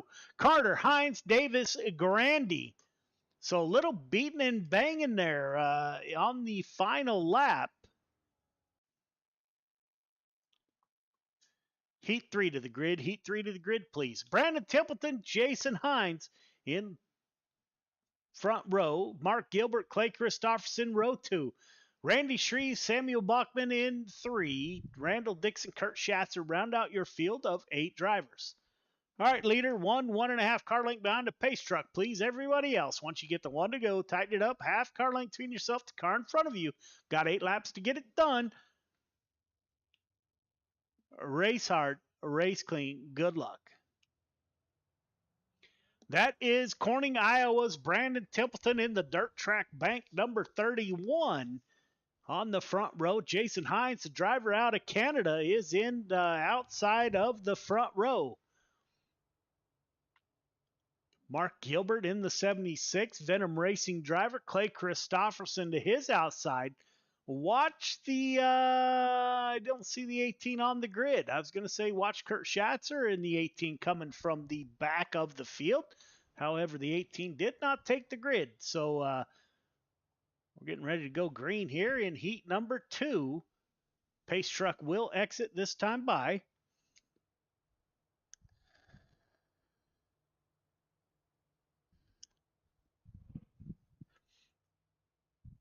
Pace truck has exited as Brandon Templeton will take us to the green flag. Green flag is out. We are underway. It's Templeton on the bottom. Jason Hines, we've seen that 66 car drastically improve over the past few weeks. It will be Templeton, and the 76 and the 66 make contact. Hines gets a little bit tight. Mark Gilbert will move up to P2. Clay Christopherson in that 51 machine. He's under attack from the 56 and the 51. That's Randy Shreves and Christopherson. Up front, Brandon Templeton starting to pull away from the field. Mark Gilbert in P2. Christopherson in 3. Randy Shreves in P4. Oh, 66 makes contact once again. Yeah, it's such a tough break for him since the start. He's had about 3 or 4 incidents since this race has gone green, and he just keeps falling to the back. Now last place in this heat race. That's tough to see. Yes, it is. Brandon Templeton opens up a almost second gap between himself and Mark Gilbert. Clay Christopherson in the 51 P3. Randy Shreves. He's running the extreme bottom in that 56. He is the 4th and final transfer driver. However, I think everyone will transfer the James Bond car. That is the 007 of Samuel Bachman in the 007. Brandon Templeton up front. Coming to the white flag, Templeton has a handle on things. Gilbert, Christopherson, Shreves are your top 4. Let's go back with the 31. Got 2 more corners to navigate. He hugs that bottom side coming off a 4. It will be Templeton, Gilbert, Christopherson, and Shreves, your top 4. Samuel Bachman will round out your top 5. Heat 3 to the grid. Heat 3 to the grid, please. Cale Smith, Brian Dickens on the front row. Chris Cox, Donald Ingham in row 2. Grant Wesley, Anthony Morano in 3. Jeff Kemper and Anthony Marfulio will round out your field of 8 drivers. Hi, drivers. Welcome to Heat 3. Leader, you know the drill by now. 1.5 car length behind the pace truck, please. Everybody else. Once you get the 1 to go, tighten it up. Half car length between yourself and the car in front of you. The initial start is on green. Do not jump the start. Do not pass before the start finish line. Got 8 laps to get it done. Everybody, I believe, is heading to the feature. Race hard, race clean. Good luck.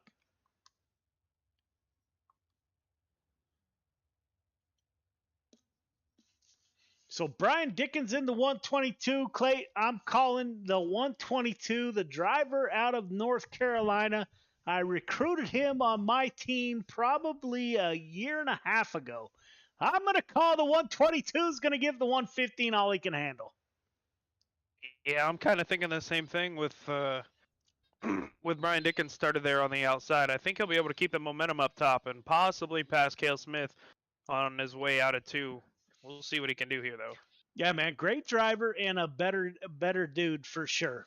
We've been together, like I said, for about a year and a half. So the 122 driver out of North Carolina, that is Brian Dickens in the dirt track bank machine. Cale Smith, as we know, is never an easy customer to get by, nor is the 515 of Chris Cox, who will roll off on the inside of row number 2. Lights are off on the pace truck, should exit next time by.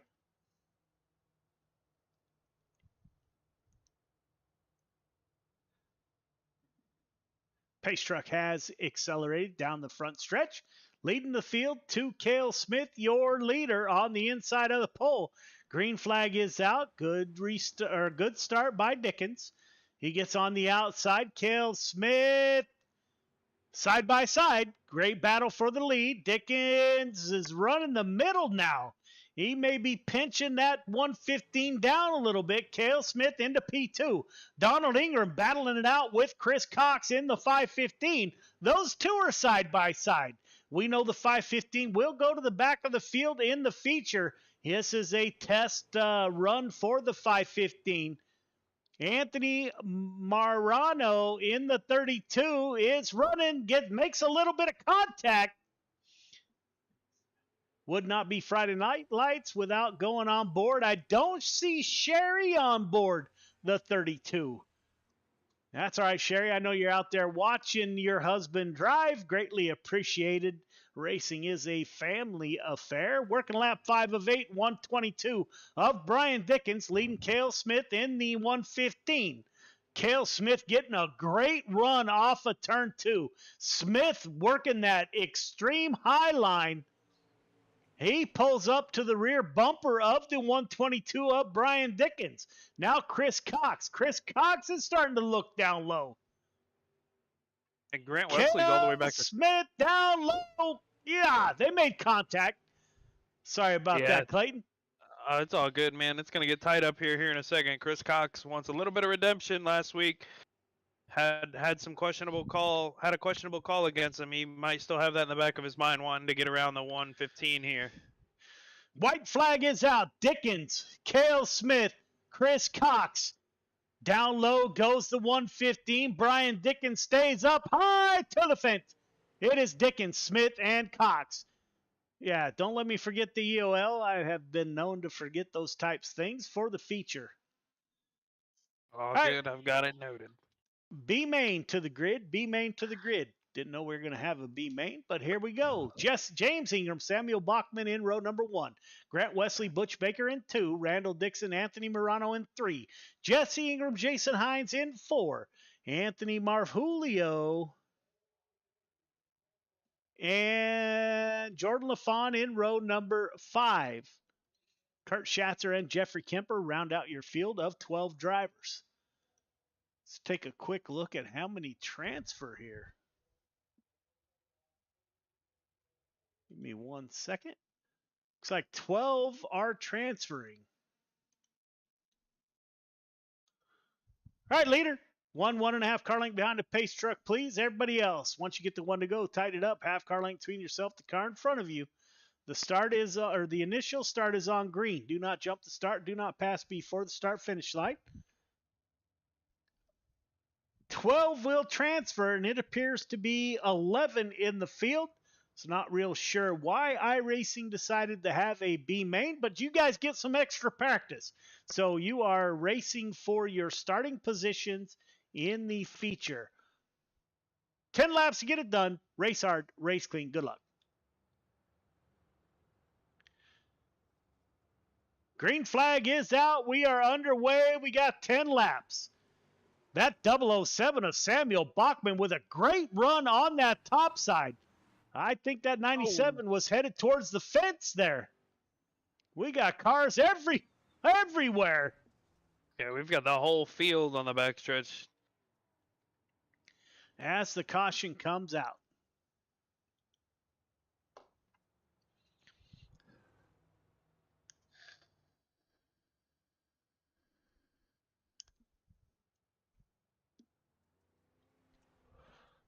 We will get a word with race control here momentarily. I didn't see the whole incident. Let's take a look. I see Randall Dixon, possibly. Net code between the 88 and the 40. 40 then comes back across the 88, no EOLs.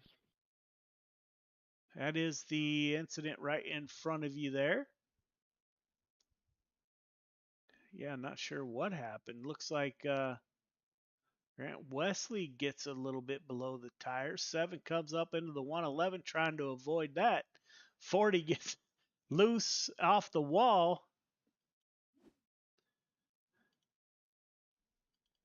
Yeah, Grant Wesley there in the 88 and the 40 experience a little bit of net code between themselves, and that's what caused the 40 to go up and try to save it, but was too sideways and bring out that yellow. So no EOLs from that one. Green, green, green. They gave the lead to James Ingram Black there. flag, I'm 88. surprised. 007 of Samuel Bachman MP2, followed by Butch Baker, Anthony Morano in that 32 machine. The 7 car of Jesse Ingram, the 66 gets loose. See if we can get a picture there. Jordan LaFawn trying to race back through the field in the B main. James Ingram at the front of the field. Now the 007 of Bachman. He's going to dive down low. See Carolina on the bow. Contact made. The 40, I don't know if he wasn't expecting a slide job there or what, but the 40 just did not lift with the 007 in front of him. Let's take a look. That's the 007, the 40 in the yellow car. 007 dives down low with the crossover. 4-0, 40 does 4-0. not check up. Absolutely right, Clayton. The 40 just buried it in there. Yeah, it's tough to see, but part of racing, man. Once somebody crosses you over like that and they're in front of you, it's on you to check up sometimes. So now I'm showing Butch Baker, the Venom Racing driver in the 97 at the front of the field. 97, Jesse Ingram in the 7 MP2, Anthony Morano, Anthony Marjulio in 3 and 4, Grant Wesley is your top 5. So a lot of craziness going on here. yeah, we've only completed 2 laps since the last caution that sent Grant Wesley to the back, and he's already halfway through the field. So we'll see if Grant Wesley can maybe put together a charge here these last 6 and get up there and get him a few more spots higher up in the feature tonight. Yeah, man, those front 2 cars are beat to about unrecognizable. They're beat up pretty good. Butch Baker in the 97, the Venom Racing driver, will take us to the green flag here. Green flag is out. Butch Baker will get the lead here. He'll stay up high. The 7 car, they make contact. These drivers are using every part of these big body cars. They're leaning on each other, beating and banging. We got a scramble back here. We were 3 wide. The 238 Mass Mafia driver of Anthony Marjulio backs out of it, letting Jason Hines fall back to P7.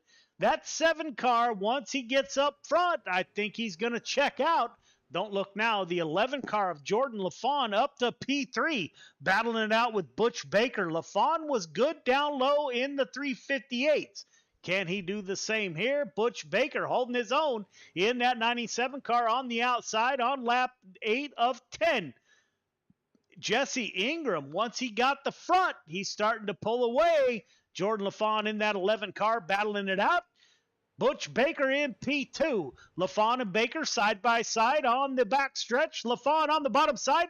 Will he get enough to clear the 97?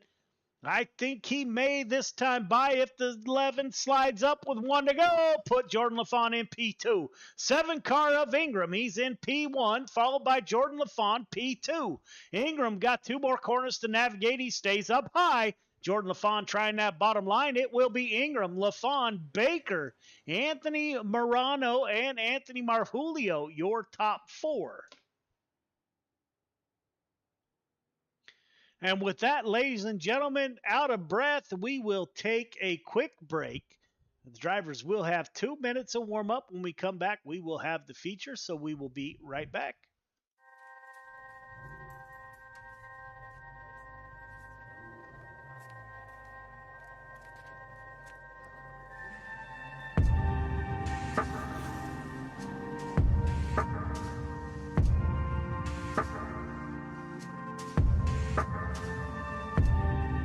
Our biggest thing is getting the word out, awareness of Mission 22, the struggle as it is to fight PTSD and suicide.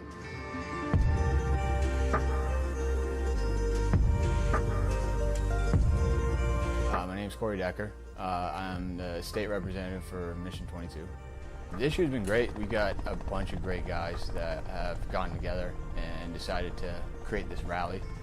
The word's getting out, and it's turning into quite an event where we can actually help a lot of veterans.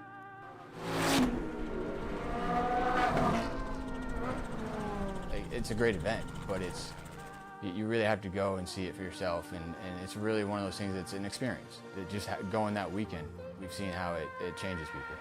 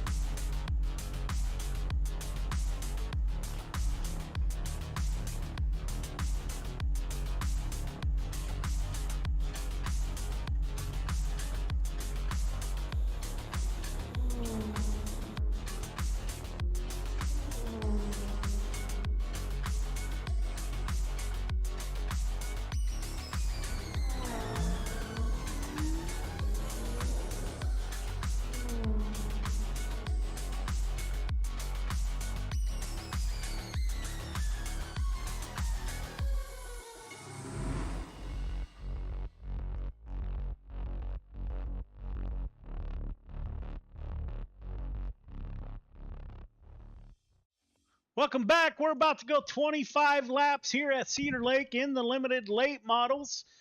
Grant Wesley at the top of the board with a 13.788. So here we go. Feature to the grid, please. Cars 515, 121, and Sorry about 51. that. Let me get this all sorted receiving out here. EOLs.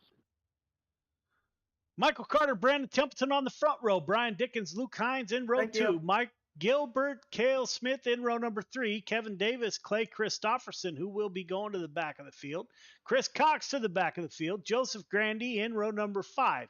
Randy Shreves, Donald Ingram in row number 6. Jesse Ingram, Jordan LaFawn in row number 7. Butch Baker, Anthony Morano in 8. Anthony Marjulio, Grant Wesley in 9. Jeff Kemper, Jason Hines in row number 10. James Ingram, Samuel Bachman in row number 11. Randall Dixon and Kurt Schatzer round out your field of 24 drivers. All right, leader, you know the drill. 1.5 car length behind the pace truck, please. Everybody else, once you get the 1 to go, tighten it up. Half car length between yourself, the car in front of you. The initial start is on green. Do not jump the start. Do not pass before the start finish line. You have 25 laps to get it done. Race hard. Race clean. Good luck. Clayton, looks like this track is slicking off already. Absolutely. These bigger tire off of the late model than the modified. I really think at least I think it is. I like to pretend I know what I'm talking about. But I think that 31 of Brandon Templeton showing the speed that he had, I think he'll be able to drive away with the lead early there up top.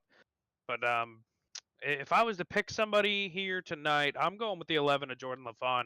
Watching him drive through the B main and the way he drove in the modified race, I really think Jordan LaFawn there in the 11, starting 12th outside. I think a winner's going to come from that front row. Green flag. One of those two cats, Brandon Templeton and the 15 of Michael Carter. Carter able to slide up. Templeton gets into his teammate. They make contact. It will be Michael Carter to the front of the field. Brandon Templeton now up to P2. We got a mess in the back.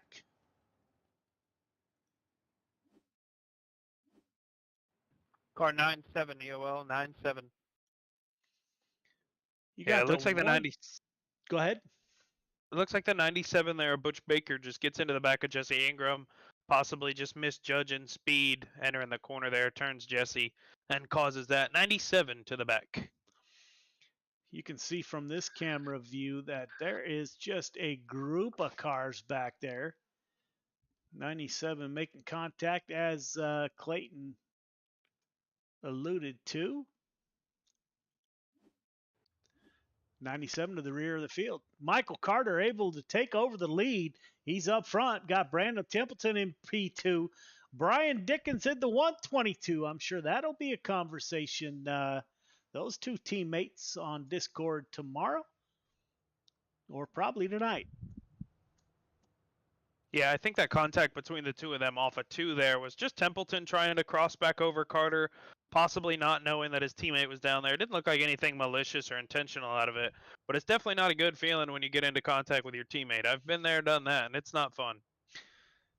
I talk to those two cats every day, so we'll see how that plays out. Michael Carter with a great start gets in front of Brandon Templeton in the 31. We're under Everybody caution. check up. Single already. file down the backstretch. Check up.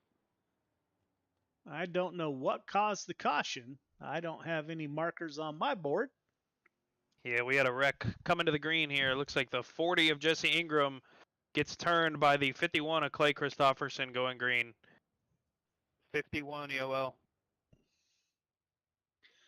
So we will line them up and Tell do me it like the 31 car, Bob. one more time.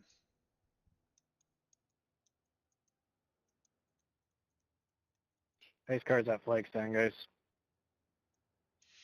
It will be Michael Carter and Car Brandon 15, Templeton. you are the leader. 15, you are the leader. Thank you. Followed by Luke Hines and Brian Dickens. Now Dickens will be on the outside behind his teammate. That is the 122 and the 31. Cale Smith is on the third car back on the bottom row. His teammate is the 15. So it looks like the only one doesn't have a teammate up there, Clayton, is that 17 car of Luke Hines. Yeah, absolutely. Luke kind of up there fending for himself right now, but he's putting up a good fight, that's for sure. Starting, where did he start? I'm showing Started Luke 4th. up 1. Yeah, he's picked up a spot, so we'll see if he can put a few more together here and put it on the top by the end of this. Green. Green flag is out. Michael Carter, he takes the lead here, gets to the outside. Templeton's going to follow him around on the outside. He's going to go low in 3 and 4. Let's see the run. The 31 gets off. Looks like the 15 chose the right line. Yellow flag is out. Caution comes back out once again. Yeah, 40 just flirting with that outside wall in 3 and 4. A little too much, comes back down across the track and gets turned by the 51, but that one is on the 40. Car 40 EOL. Gets into that outside line just like Clayton said. Over he goes. While we got a minute here, Joe, I'd like to pull Clay Christopherson up into the booth real quick. Yeah, man. Hey, Clay, it's Clayton in the broadcast booth. You got a copy? Wave around if we get flipped over on lap 1. Hey, buddy. Just wanted to ask you what happened there between yourself and the 42 cautions. One caution I go of now. First one just didn't go, and the second one, I don't know what happened. He hit the wall, and that was the one time I wanted to try the high side. Here he came. Yeah, the one coming to the restart just seemed, he didn't pick up the throttle as quick as you thought. Yeah, I wasn't ready for it. I checked up as quick as I could, but still scooped underneath him. I'm still getting used to these things. I ran these maybe 3 or 4 times before, so. Oh yeah, these things got a big old shovel for a front end, buddy. Yep. Well, good luck here tonight, man. We'd love to Thank you. love to watch you work through the field. So go get it done. That was a live interview with the 51 car of Clay Christopherson. Let's see where Clay's running. Where is he at? He's back in 20th in that 51 machine. That's the mellow yellow ride. Michael Carter at the front of the board as the green flag comes back out. Cale Smith has worked his way up 3. He is 1 position behind his teammate. Brandon Templeton currently in P2 in the 31. Cale Smith the 115. Luke Hines still holding his own in that 17. Brian Dickens in the 122. He's going to dig the bottom side here at Cedar Lake.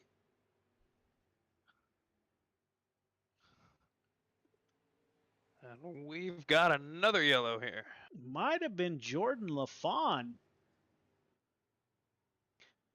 While we're doing that, we will bring in, if I can see him, let me see, where is, I actually do not see, never mind, we won't bring in your leader, as he is not in the server currently. That is Michael Carter in that 15 car at the front of the field.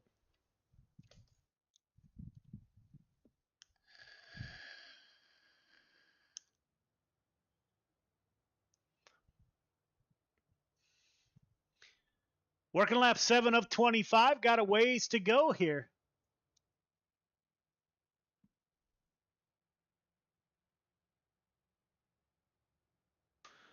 Carter, Templeton, Smith, Hines, Dickens, your top 5.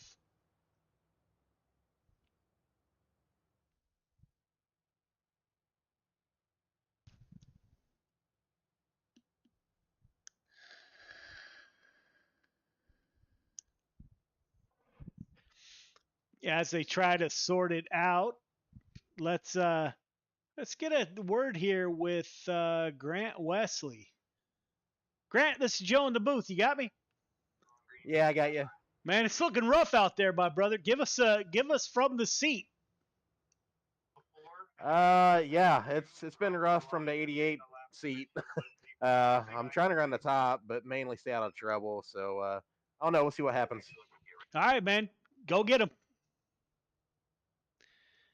That was the 88 car. He's currently running in P11. The green flag comes out. Michael Carter still at the front of the field. Brandon Templeton in P2, followed by Cale Smith. Luke Hines in the 17, having a great run on lap 7 of 25. Brian Dickens in the 122. He's on the bottom in 3 and 4. What does he do in 1 and 2? He's going to stay down there. About a half car off the bottom in 1 and 2. Joseph Grandy in the 518. He's in P6. Grandy running the middle as Randy Shrees moves up in the 56. Let's see if we don't get nose to tail. We won't, as the 122 of Brian Dickens. Looks like Dickens gets a little bit loose. He tries to force his way up, and he will into the top line. Michael Carter, Brandon Templeton, Cale Smith, your top 3. Now we got lap traffic. That's the 40 car. He moves out of the way for your lead pack. Cale Smith stays down low. Jeffrey Kemper and Butch Baker involved.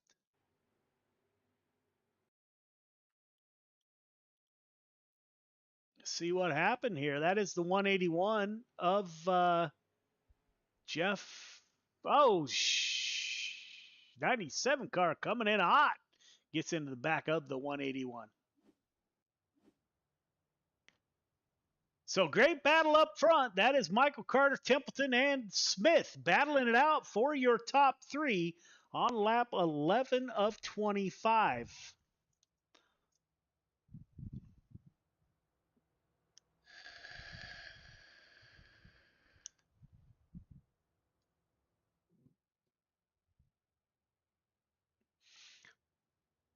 Lights are still on the pace truck.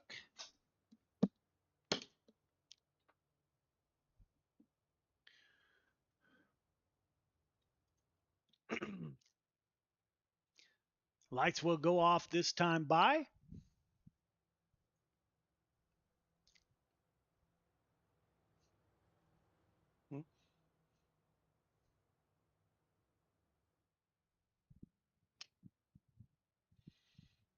Coming off of turn 2. 15 car will be looking for the green flag here in 2 laps.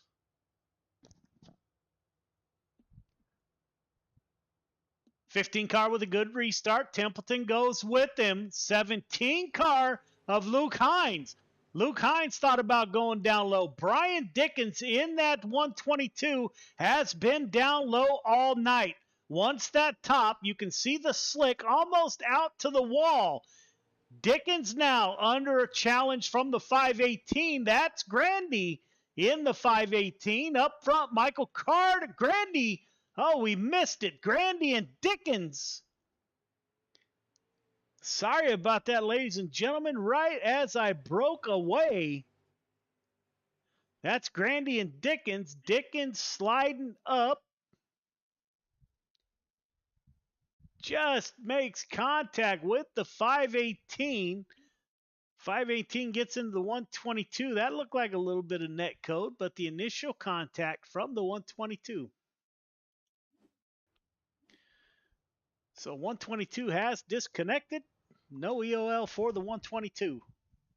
Yeah, and don't look now, but here comes Grant Wesley. Grant Wesley starting 18th, already up to 8th, and we've just crossed the halfway mark. So if he can keep up this pace, he'll be leading this thing when we come to about 2 to go. So we'll see what he can do here with these top 7 in front of him.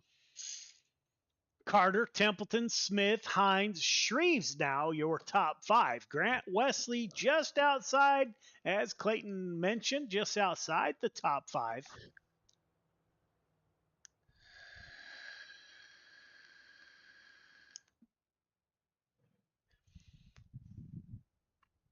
Yes, we're getting ready on lap 14 of 25 to go back to green flag racing.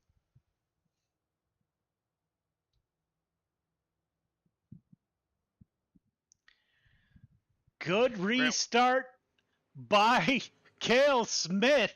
Timed that about perfect. Those are teammates. So Cale Smith, we know those two talked during the race. Brandon Templeton able to take back over P2. Cale Smith P3. Luke Hines now, he's got a host of cars holding off the 56 and the 88. Those two in hot pursuit. Let's go on board with that 88.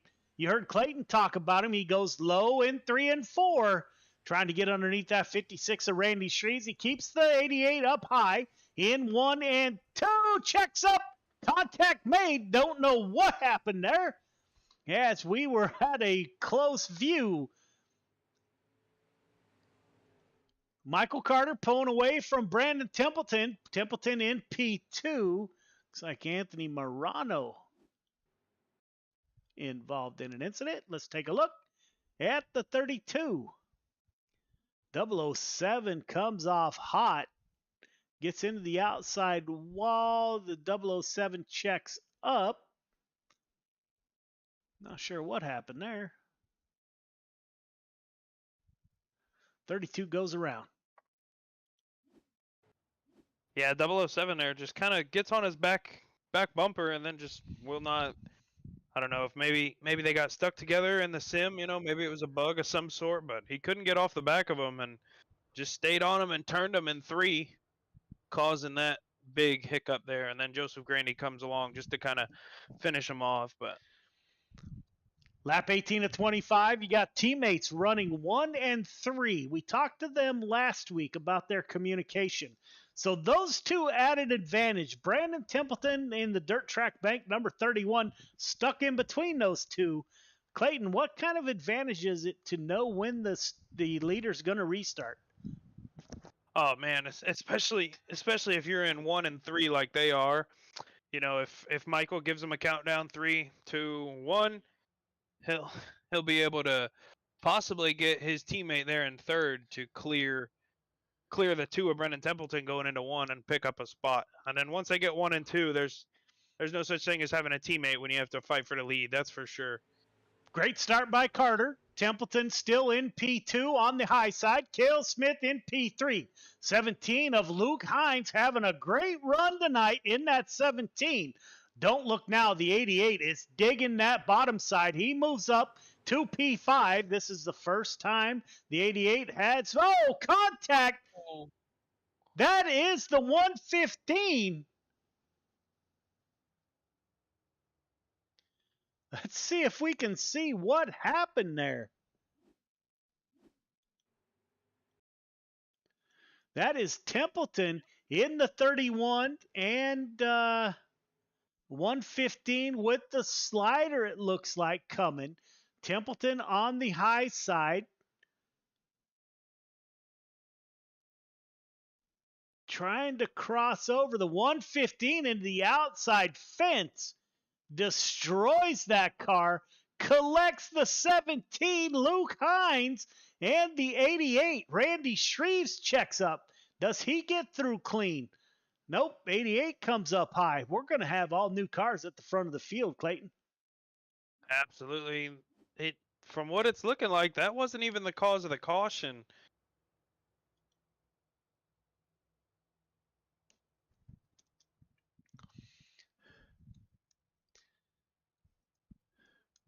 Carter, Templeton, Hines, Wesley, and Shreves, your top 5 on lap 20 of 25.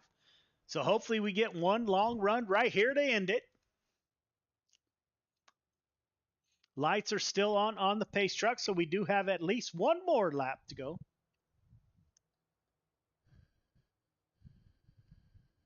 Yeah, I got you, buddy.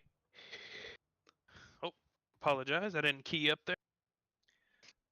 Carter, Templeton, Hines, Wesley, Shreves. Once again, lights are still on the pace truck, so we will go at least... Now they're off. Here we go. We're going green on lap 20 of 25, so hoping for a good end to the race right here. I know that 88 car. He's looking for a podium. That is Grant Wesley, the driver out of Evansville, Indiana. He's going to try to get it by the 17. Luke Hines having an absolute amazing run. Still up in P3. Michael Carter gets the restart. Brandon Templeton in P2 in that 31. Those two check out on the field. Templeton with a great start. Falls in line behind the 15, trying to get a good run off the top side. Lap 21 of 25. Templeton into the outside fence. Grant Wesley digging underneath the 17. Wesley right around the bottom, slide job coming. 88 makes the pass, but will he get the position?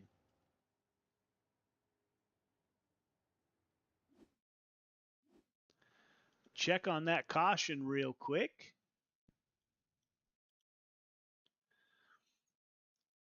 The 7 of Jesse Ingram behind the 115. 7 dives down low, trying to... Looks like that car, Clayton, almost... Looks like he was over-rotating, but I guess he keeps the momentum there. Yeah, Jesse Ingram there in the 7 comes all the way up off the bottom, all the way up into the left side of the 115 there, Cale Smith. Jesse Ingram, unfortunately, going to have to go to the back there for that incident.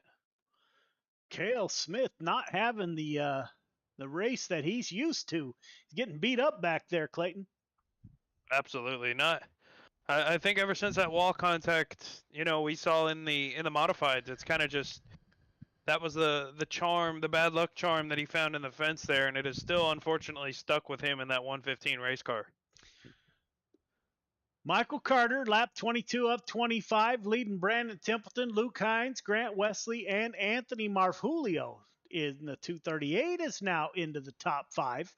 The green flag is out. Great restart by the 17 behind Brandon Templeton. As they all send it in high, nobody, Randy Shreves is the first car down low. Shreves currently running in P6.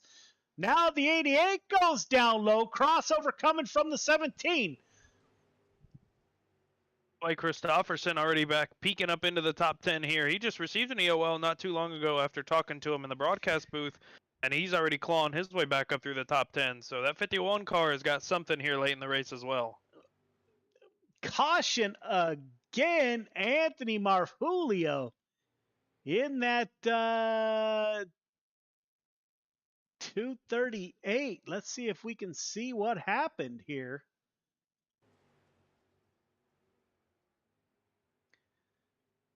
Or Anthony Morano, my apologies. 97 gets into the back of the 32. We have had a caution field night here, Clayton. Not sure what's going on. No full moon, I'm sure. Yeah, no, I don't see one outside of the house here. So definitely just the Cedar Lake curse, man. Once this track slicks off, it becomes so rough. No matter what kind of car you're in, it's gonna get nasty real quick. And these guys are trying to fight their way through it and get the best position they can possibly put together. But unfortunately, with that comes a lot of risk of some contact and stuff. Yeah, we're gonna go green-white checker here. First attempt. It is Michael Carter, Templeton, and Wesley, your top three. Luke Hines able to hold on. Shout out to that 17 car. He has held on tonight. Think this will be his best finish in Friday or Gears Unlimited Friday Night Lights. As the lights on the pace truck go off, this is our first shot at green-white checkers. Something tells me it's not going to be our last one either. Calling it ahead of time. We're going to run it out to the end here. I'm confident. Let's go, boys. Carter, Templeton, Wesley. Here we go. Good start by the 15. Templeton in P2. Now Wesley. Let's take a look at the 88. Wesley digging on the bottom side. Good run off the top side by Templeton. Michael Carter able to hold on to the lead. The 88 and the 31 go side by side. One to go. We will finish it this time.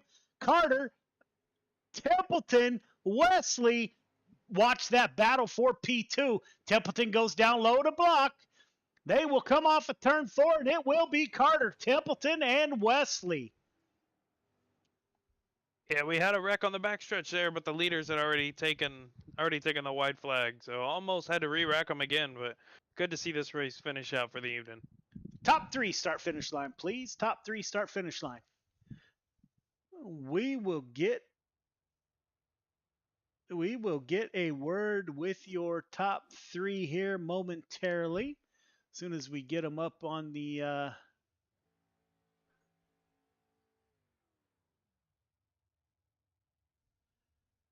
right, fellas, don't forget to go up for your interviews. We will get a word with your top 3. I'll start out with Grant Wesley here in that 88 machine as he made a great comeback. See if we can get Grant on the I see Brandon Templeton. Grant Wesley is in the booth. Grant, this is Joe. You got me? Yeah, I got you. Man, great run. The 88, you moved up 15 positions from your start. So not typical. You usually start at the front, but man, you worked your way up to the front. Walk us through your night.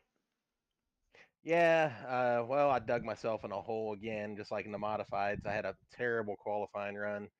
So that's my fault. Put me in the back of the heat race. The heat race didn't go very well either. Put me in the B main. I just got caught up in a mess early there. I mean, it was a rough road, and even the start of the feature, and I was just basically at the point where, I was just trying to keep the nose clean at that point and just kind of let attrition play its role, and it did, and I tried to play smart there and found a little speed towards the end, and man, I wish we had some more laps. Congratulations to Mike on another win there. That's going to be a good race. Man, is this just a Cedar Lake thing, or is week 11? We only have 1 week after this to punch a ticket to the Dash for Cash. Is it Cedar Lake, or is our drivers pushing extra hard? Cedar Lake, in my opinion, Cedar Lake always puts on a great show. It's one of my favorite tracks. But yeah, anytime you get down towards the end of the season, drivers start pushing hard, especially knowing trying to get into that week 13. I know I'm trying.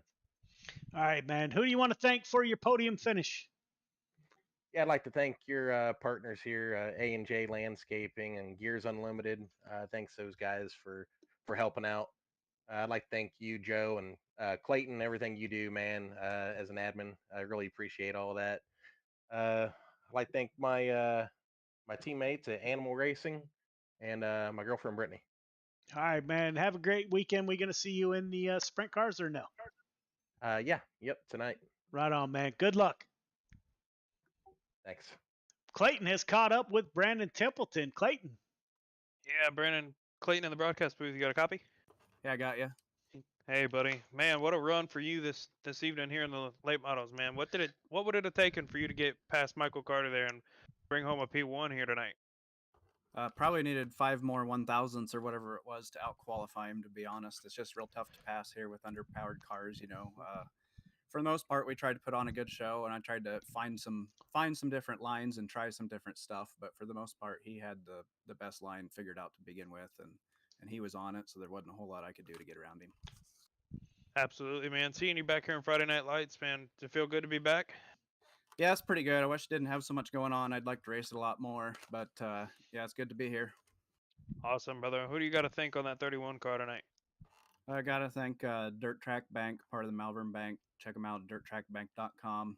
Got Your Six Racing Network, Hammer Down Racing Team, Joe, Kurt, and Brian, VMR Wraps, Extreme Images, Maley's Makery, Big C's Lawn Care, you for helping out, and Joe for doing the broadcast and putting on the league, and everyone watching at home. Thanks. Alrighty, buddy. Congratulations tonight. Thanks. Michael Carter in that 15 car brings it home P1 once again for his, let me take a look here. Looks like Michael Carter will have his 7th win of the season in limited late models. Michael, this is Joe. You got me? Sir. Man, you showed the way there. We had a lot of cautions. Were you concerned Grant Wesley was coming? You had Templeton behind you. Were you concerned there with all the cautions? I was a little bit there.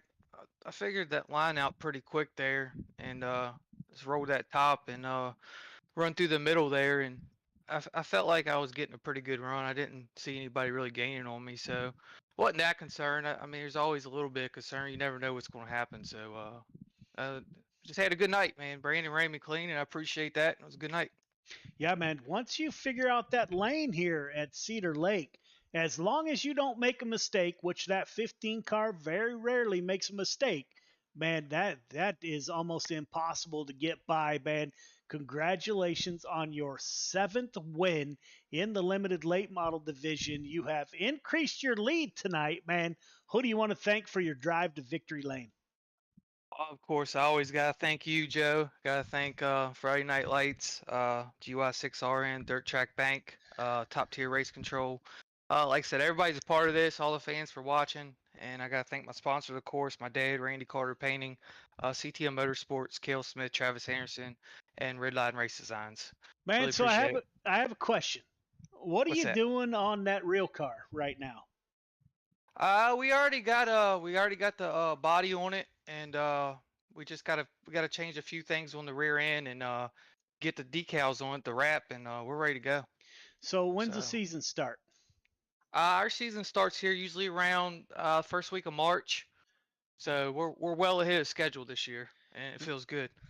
Man, I need to see that car in our Discord in My Real Rides because, yeah, man, I find myself twiddling my thumbs. This is our first season, as you know, and man, I'm getting nervous. We're behind, but I feel like we're ready to run tomorrow. So That's right. Yeah, That's we're right. rookies. What do we know, right? So yeah, man, can't wait to see. Please post in our My Real Rides on Discord. Would love to follow you through that season also. And congratulations on your win, my friend. I will do, and I thank you. Appreciate it, Joe. Yeah, man. Clayton, You there have you a good go. weekend. You too, man. Clayton, there you go. There are the limited late models. We're getting ready to head to the nightcap of the 305 sprint cars. Final thoughts. Just Michael Carter, man, getting it done again tonight. Seeing him in that 15 whether it's a late model or a big block or a 358 modified, he seems to have an extra gear in it. That kid's got a lot of talent. I'm really stoked for him here in the future, getting in that real car. I'm sure he's going to do incredible. But the top side at Cedar Lake once again was dominant, but at the same time very sketchy. A lot of moving up through the field. Grant Wesley picking up over 10 spots during the feature run for him. Clay Christopherson got an EOL. Started in the back, got an EOL about halfway through, still made it back up to the top 10. So these guys showed, even though the track was tough, the field was tough to get through, that some of them had the talent to where they could still get through it. Yeah, man. Ladies and gentlemen, we're going to take a quick break. When we come back, we'll be with your nightcap, the 305 Sprint Cars, right here at Cedar Lake. So we will be right back.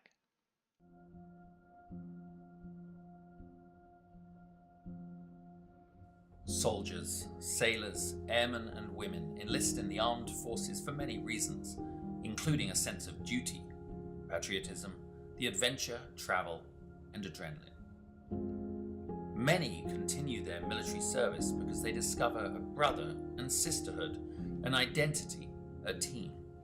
When service members are injured or wounded and can no longer perform their military duties, they quickly find themselves removed from their team, no longer serving the purpose for which they trained. I came back from Afghanistan in 2013, and it was kind of a trial and error of finding out, after the military, what's next in life. Being forced to leave a military career filled with purpose and pride can be challenging. Some challenges may leave lasting scars. An illness, wound, or injury can make anyone question their worth and sense of belonging after military service. 35 years in the Army, and I needed something to transition into. And so from that transition came an idea, and the idea was this. Even though a military career may be coming to an end, or already ended, recovery can occur in the most unexpected places with unforeseen opportunities. Recovery, whether physical or mental, has no defined beginning or ending. It may last a lifetime. For me, one of the biggest surprises that I found out going through it was that it's not like the flu where, you get sick and then you get better. You're never cured. And that's so frustrating. It's so hard to tell someone that. And it's so easy to slip back. And every single time you have to find a new way to fight it, it's a different monster every time you battle it. This can feel daunting to a warrior who is suddenly forced to leave everything they know, trust, and love, finding themselves at the beginning of an unknown and possibly frightening new journey. Welcome to the world of motorsports.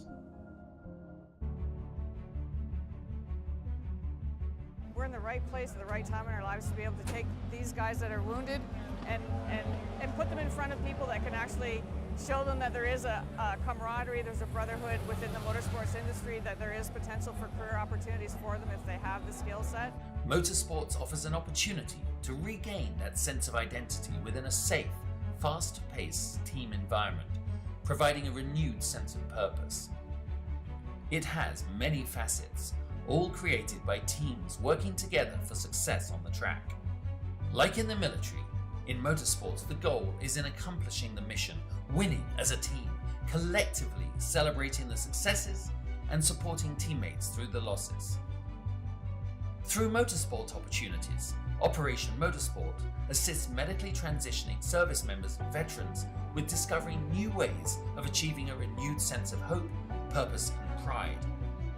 Besides the basic brake changing, oil changing, tire rotation, I've actually learned how to assemble and disassemble some engine parts, change some axles, do some alignments and stuff. So give it a try. You never know. This was nothing that I expected. I did not expect to be fully suited, jumping over a wall while cars are going 100 and something miles an hour. From motors to media, tires to tickets, and hot laps to hospitality. Operation Motorsport provides beneficiaries the chance to become immersed within professional motorsports and provides them with the opportunity to find out firsthand what captivates their imagination and interest. These opportunities provide an avenue of discovery within the motorsports immersion or diversionary therapy programs, all within the Excite, Engage, and Empower recovery programs. teams. Operation Motorsport also offers virtual engagements and recovery opportunities through an iRacing league, engaging beneficiaries in a safe, competitive environment from the comfort and safety of their home. Meeting other like-minded people, service members and veterans on the virtual racetrack, opening the doors to Motorsport Academy programs that prepare beneficiaries for their first encounters at the racetrack, and possibly leading to a day when they can get behind the wheel. A team environment's a perfect place for people like us to kind of get back into some kind of normalcy when you go through a lot when you get medically discharged. And it kind of sucks and you put through the ringer, but I feel like what Operation Motorsport's doing is just something that's just really valuable. Operation Motorsport prides itself in keeping beneficiaries engaged after the race weekend, throughout their recovery and beyond, through our recovery programs, or as a member of the 22 pit crew. No matter the background or story, Operation Motorsport is always there to listen, provide a safe and comfortable space, and a trusted circle of confidence that is open and honest about what difficulties may lie ahead for those transitioning out of a military career. Operation Motorsport believes in the power of team, identity, and purpose.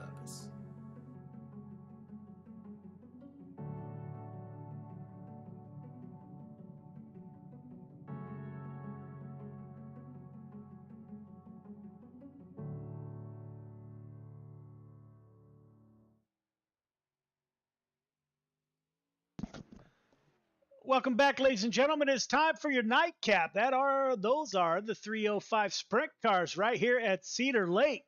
Couple of new cars joining us here. The 12th car of Caden Berry.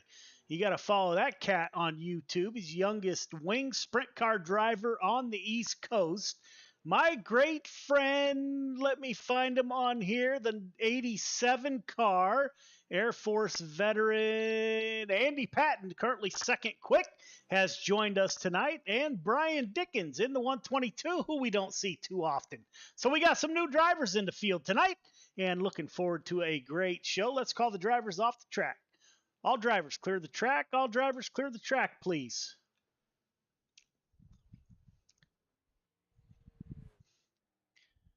All right, fellas, go over the rules real quick. We have a few new drivers in the field. After a podium finish, if you do not show up for your interview or the photo in our Discord, you will get an EOL next week. Bring out 2 cautions in any race, be it a feature or a heat race. You will be DQ'd for the night. Intentional contact will not be tolerated at any time. If you are found to have made intentional contact, you will be suspended. The length of the suspension will depend on the severity of the contact. Call-outs on Discord or any means is not tolerated at any time. If we find out about it, if a message is shared with us, again, you're looking at a suspension depending on the severity of the message.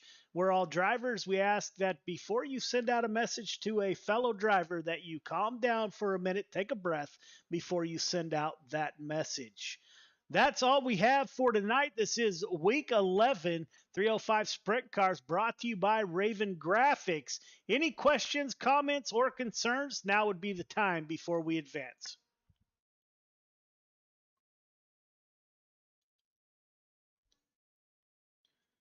None heard. We're going to advance to qualifying. Good luck.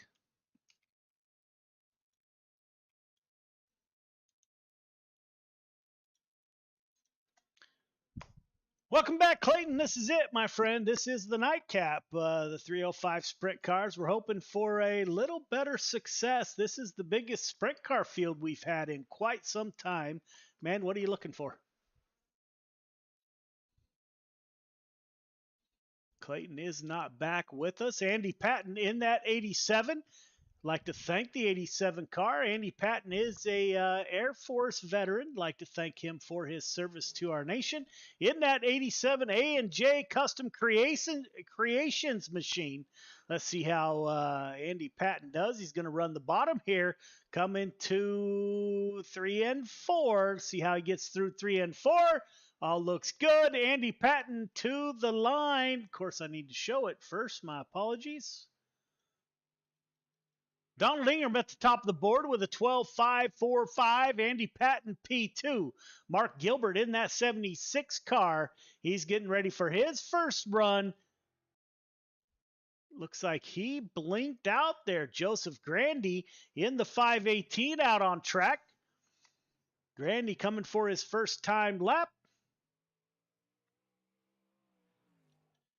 12 car of Caden Berry. We talked about the 12 car. He's third quick. Grandy up to P2 with a 12.533. Jason Hines rounds up P7. Cale Smith in the 515. He's currently 12th quick in that 115. Trying to get that car around. Coming out of 1 and 2. See if Cale Smith can improve on his 13th quick. 13 quick for Cale Smith. Grant Wesley in that 88 machine. A lot of these drivers not used to sprint cars. 16th quick for Grant Wesley. Cale Smith still out on track, getting a couple extra practice laps. You will see drivers start to run the extra laps in cars they're not comfortable with, as our Week 13 $500 Dash for Cash, brought to you by the Dirt Track Bank, is a regular Friday Night Lights show. However, the payout is based on average finish between the three divisions: 358 modifieds, limited late models, and 305 sprint cars. So you can win the limited late models and 358s, but if you do not finish in the 305 sprint cars, that can definitely hurt your or your payout. So at the top of the board, your points champion currently, Randy Shreves in the 56 at the top of the board, followed by Joseph Grandy. Those two are 1-2 in the points. Caden Berry, this is his first night out with us here at Gears Unlimited Friday Night Lights. Brian Dickens also, I think he's only ran a couple of nights with us, and Donald Ingram. Those are your top 5. Chris Cox, currently third in the points. He will qualify P8 in the 515. Jason Hines, he will qualify P7. So qualifying is over. We're getting ready to go heat racing. Welcome to your nightcap. Heat 1 to the grid. Heat 1 to the grid, please.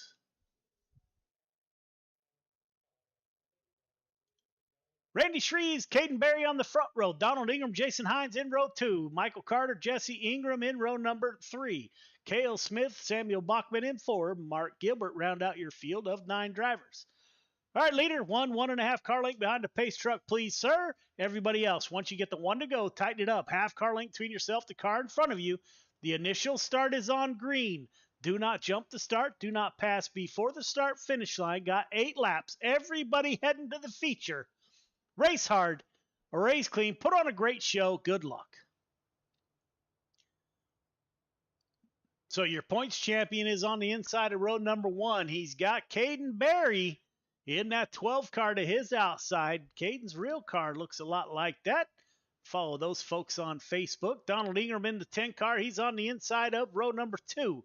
Donald Ingram and Jesse Ingram did not own sprint cars last season when they ran in the Dash for Cash. So they picked them up this year, and they're doing quite well. Jason Hines, the 66 driver out of Canada, is on the outside of row number 2. Lights are off on the pace truck. Pace truck has exited. We're getting ready for our 8 laps in heat number 1. Green flag is out. We are underway. It is Randy Shreves and Caden Berry on the front row. Shreves digs down low. Will the 56 be able to clear the 12? He will. Now Caden Berry's going to go to the low side. Shreves running the middle. Shreves will make that 56 car work on that middle line. Jason Hines, he moves up 1. He's going to tuck in front of the 10, behind the 12. Hines running a little bit taller line than Donald Ingram. Michael Carter in the 15 car. Clayton Michaels with us in a sprint car. Clayton has disconnected. My apologies. Up front, Randy Shreves leading the way. Got the 12 car of Caden Berry right behind him. Jason Hines in P3. Top 2 starting to pull away from the field. I'm not sure if Shreves drives a sprint car in real life, but you won't find many better in a sprint car than Randy Shreves. So you got Shreves. Caden Berry does drive a real sprint car. The kid gets it done on the East Coast. He's running in P2 on lap 6 of 8. Field is spread out.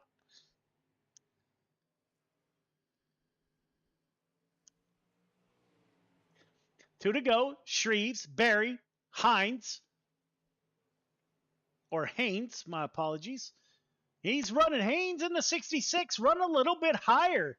He's running a cut down line, goes in a little bit higher, comes off low. Shreves at the front of the field, got 2 more laps to navigate. He is your points leader and last season's champion. So the 56 car to the flag. Shreves, Berry, Haynes, Ingram, your top 4.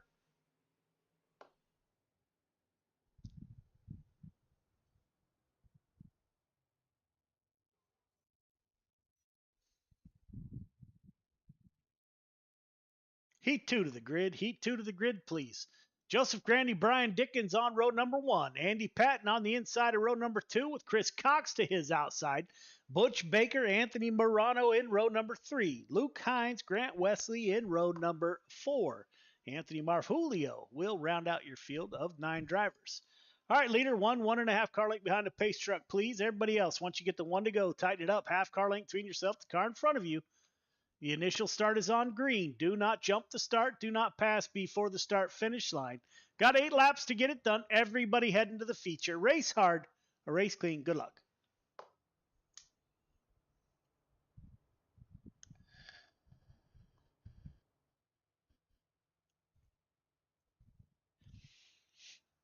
Again, Joseph Grandy is currently second in the points lead. He's got Brian Dickens to his outside. Chris Cox still looking for his first sprint car championship in Gears Unlimited Friday Night Lights. He has a few 358 modified and limited late models. So the 515 is still searching. He's currently third in the points with 1 win so far in the sprint cars. Andy Patton in that 87 car. He doesn't race with us often, but when he does, you got to watch out for the 87 car. Pace truck has exited. Green flag is out. We are underway. Brian Dickens on the outside with a great restart. It will be Joseph Grandy. Now Dickens will try to cross over. Grandy blocks that bottom line as the caution comes out. Let's take a look. Looks like Anthony Marjulio involved.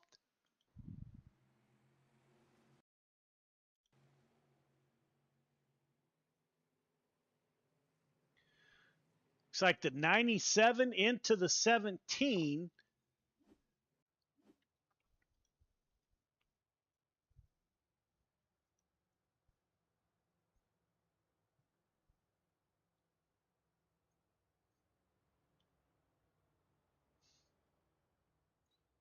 '97 EOL. You guys got to bear with me. It looks like Clayton had some baby issues. So 97 EOL.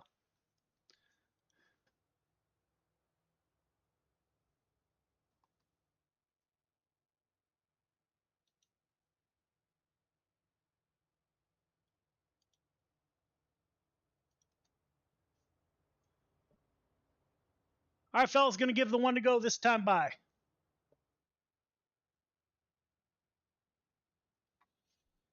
Going green this time by. Everyone tighten it up.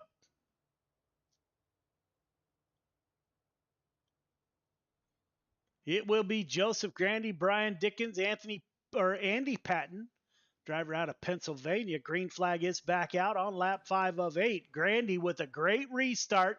Dickens running the middle. Andy Patton running down low. The 515 of Chris Cox. He's in P4. The 32 car of Morano. He thought about taking it 3 wide. Contact is made between the 87 and the 515. Give Andy Patton P3 as Joseph Grandy starting to run away with it. On lap 4 of 8, Grandy, Dickens, Patton in the 87 running the bottom side. The 515 of Chris Cox is going to run the middle. Anthony Marfulio, he's starting to move up through the field. That 238 on the high side gets by Luke Hines. Chris Cox in P4. Andy Patton, Grandy getting away from the field here, running that top side right at the bottom of the marbles there. Brian Dickens in P2. Andy Patton down low, battling it out with Chris Cox. On lap 7 of 8, 2 to go here. Anthony Marfulio running the top side.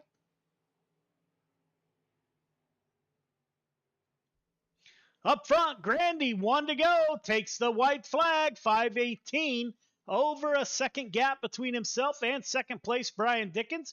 2 more corners to get to 5:18 to the flag stand.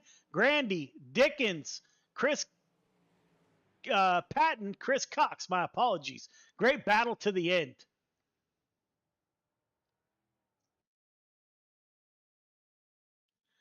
Three minutes of warm-up. 3 minutes of warm-up, ladies and gentlemen. We will be right back.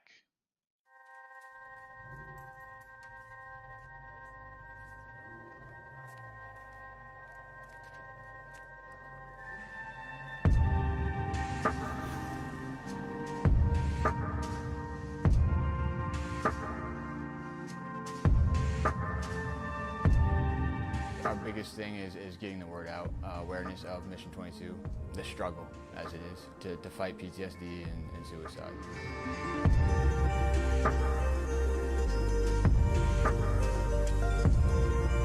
My name's Corey Decker. I'm the state representative for Mission 22.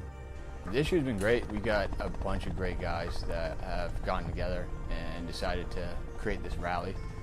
The word's getting out, and it's turned into quite an event where we can actually help a lot of veterans.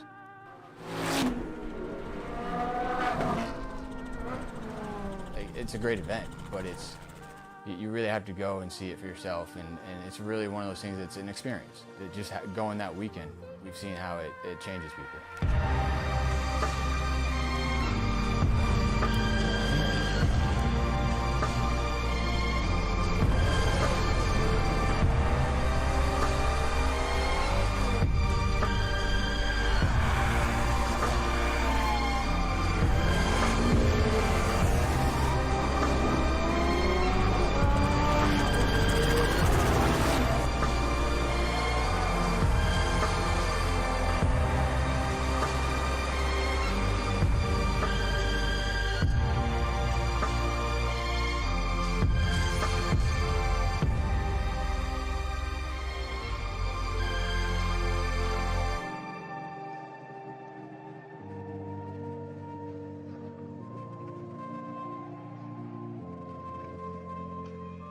When people hear a Till Valhalla project, the first thing they might think of is our shirts.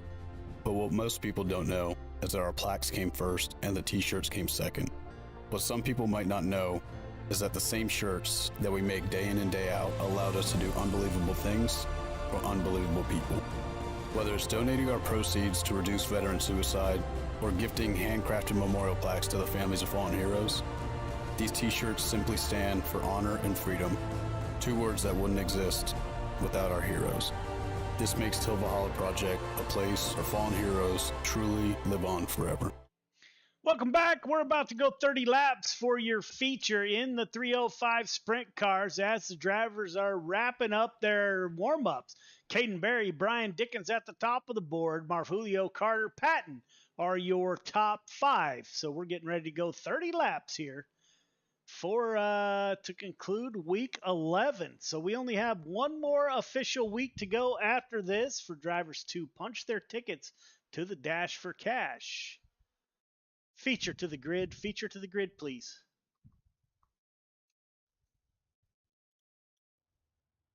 Randy Shreves, Joseph Grandy on the front row, Barry Dickens in row 2, Hines Patton in 3, Ingram Cox in row number 4, Carter Marfulio in 5, Bachman Wesley in 6, Gilbert Morano in 7, Ingram Hines in 8, Smith and Baker round out your field of 18 drivers. All right, leader, 1.5 car length behind the pace truck. Everybody else, once you get the one to go, tighten it up. Half car length between yourself, the car in front of you. Initial start is on green. Do not jump the start. Do not pass before the start finish line. Got 30 laps to get it done.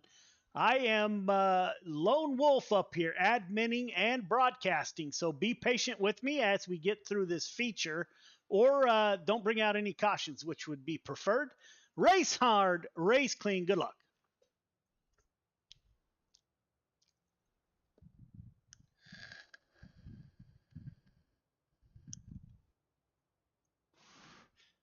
So your top two in the points will roll off on the front row. That is Randy Shreves and Joseph Grandy. Looks like there's about 18 points that separate these two. So Grandy needs a great finish, needs to get in front of the 56. Let's see how hard Grandy pushes here. Grandy does have 3 wins on the season. Shreves with 4. Chris Cox with 1. So that 66 car is the first in the front pack that has qualified for the Dash for Cash. The 122 of Dickens won't have enough races. As the green flag comes out, we are underway. You got the 518 up high. Randy Shreves keeps it down low. Caden Berry goes with the 56. The youngster putting pressure on the 56 of Shreves. Joseph Grandy on the high side. They showed him on the lead the last time by. The 12 car, the 518, the 56, the 122 of Dickens. Now Grandy to the lead. Dickens is going to follow along. The 122 in the dirt track bank machine. Now he will get by Shreves. Will Shreves jump to the high side? Not yet on lap 3 of 30. It will be Grandy at the point. Dickens, Shreves. Dickens into the outside. Shreves involved in an incident by Dickens.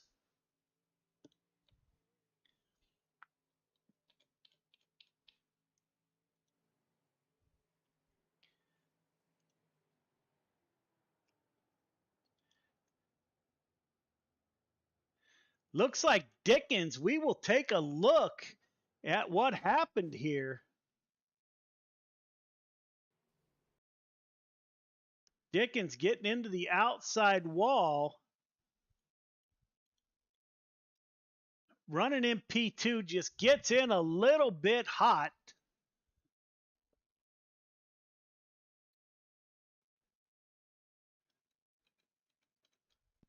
That will be the 122 going to the end of the line. So let's see if we can find Brian Dickens on here. Looks like he has disconnected. 122 EOL has disconnected. Joseph Grandy at the front of the field. Now Caden Berry going to give the one to go this time by. Let's tighten it up.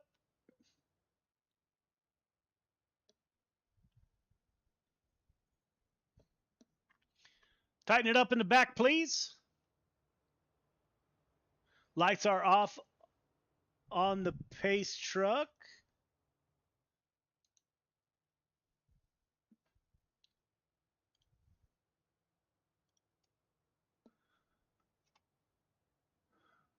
Grandy, Berry, Hines now in the 66. So Jason Hines needed a good night. Good restart by the 518. That is Joseph Grandy. He's able to make up some points tonight, possibly. If he can have a good run, the 56 of Randy Shreves, I believe Shreves exited the server. Joseph Grandy at the front of the field. The battle is back here. That is, I think Andy Patton. We'll have to take a look. Andy Patton looked like he got into the wall super hard. In that 87 car, that's the white and blue machine. 238 slides up. Patton just gets loose.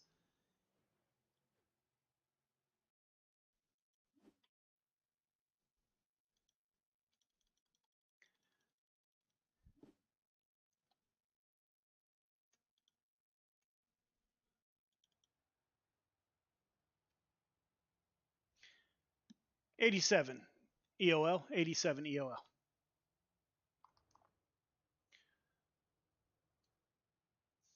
Working lap 8 of 30. Grandy at the top of the board, followed by Caden Berry, Hines, Inger, Marjulio. Let's tighten it up in the back. We're going to give the one to go this time by.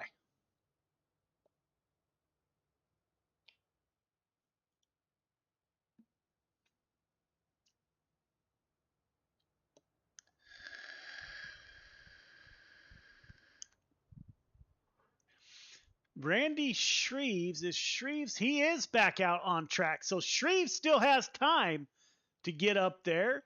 Joseph Grandy currently leading in the 518. Shreves is back in P14.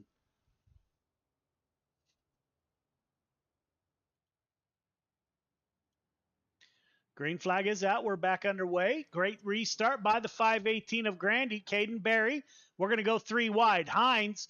Marjulio slides up in front of, and we got a car around.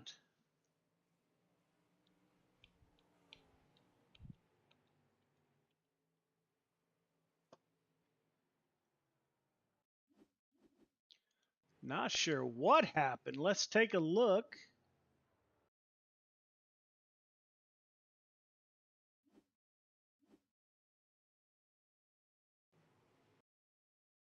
That's the 88. Up on the high side, gets into that outside wall. You can see the sparks. Looks like the 238 gets into the 10. 88 gets into the 10.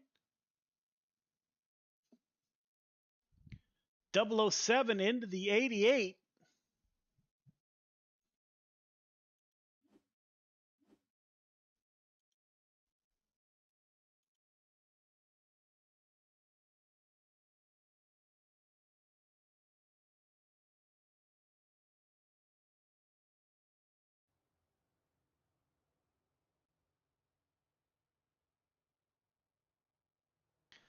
Guys are killing me. No EOLs.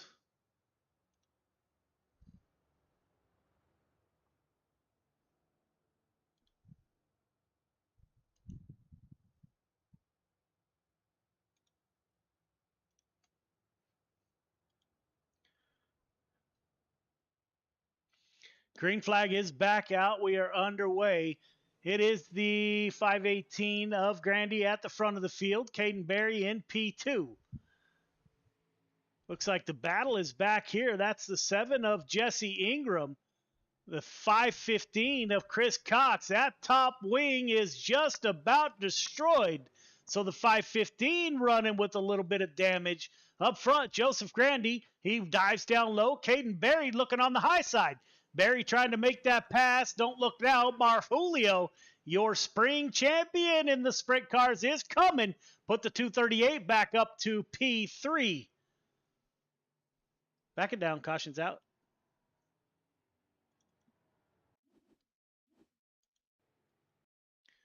Butch Baker into the outside fence.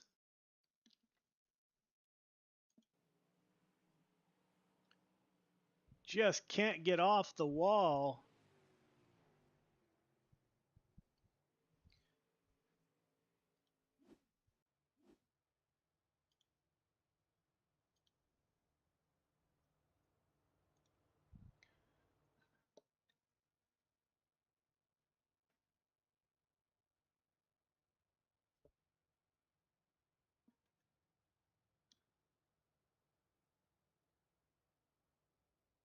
Baker looks like exited. 87 EOL has exited. Going to give the one to go. Next time by, let's tighten it up.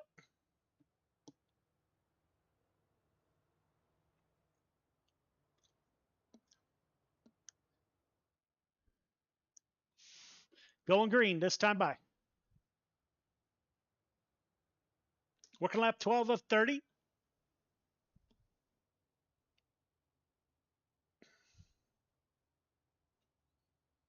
All right, let's try that again.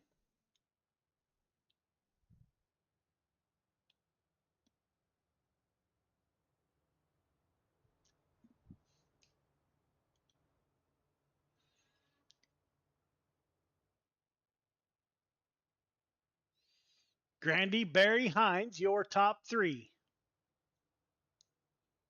Should go green this time by. Pace truck will accelerate up the front stretch. Grandy, Barry, Hines, Marfulio, Morano, your top five. Barry taking a peek down low. Good restart by Joseph Grandy. Caden Barry in P2. Slider line from Grandy. Caden Barry, he's hitting the high side. Jason Hines, he's going to run on the inside, 238.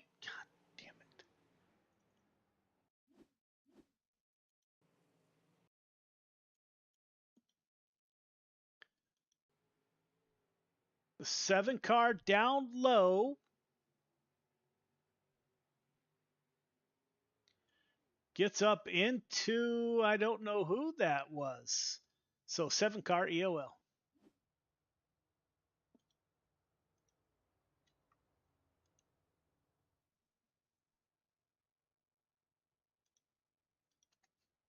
Seven car in the line. 7 car in the line. Let's tighten it up. Get ready to go again. Let's put together some green flag laps here, fellas, and get out of Cedar Lake.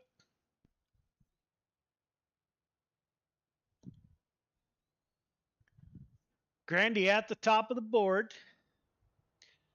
Looks like we may have everybody exit before this is over. I didn't count the number of cars on the track remaining, but 1, 2, 3, 4, 5, 6, 7, 8, 9, 10 cars left. So Randy Shreves, he's going to hang in there in the 56. He's going to try to finish the best that he can finish as the 518 car. Joseph Grandy running in P2. He's second in the points. Grandy holds off the field for a good restart. Now Barry and Anthony Marvulio running the bottom side in the 238. Anthony Morano's going to follow Marvulio. Marvulio's going to battle it out with Jason Hines. Jason Hines on the top side. Will Marvulio get a good run off the bottom? He moves up, decides to stay down low. The 238 likes that bottom side. Up front, Joseph Grandy still leading Caden Barry as the 238 and the 32. Like we got a mess in the back.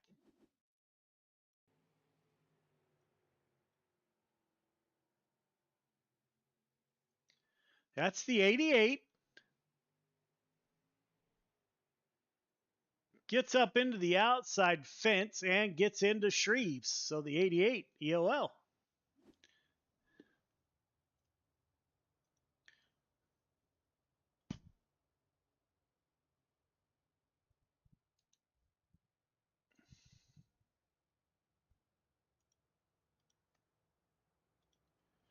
'88 EOL.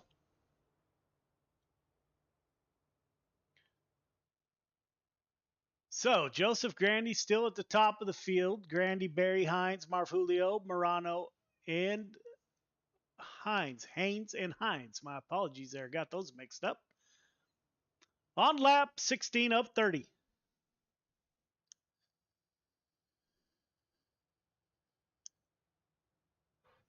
Randy Shreves is going to run in the back USAC style. He's got no front wing. He's got no rear wing. 56 car is going to give it a go here while his battle for the points lead with the 518 will continue. Lights are off on the pace truck, getting ready to go green.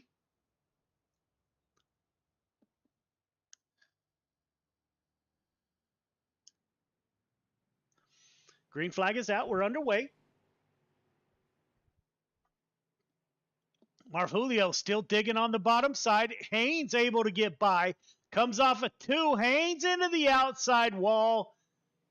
Able to get off a turn 4 with his position intact. Marfulio, he's going to dig the bottom. Caden Barry gets involved.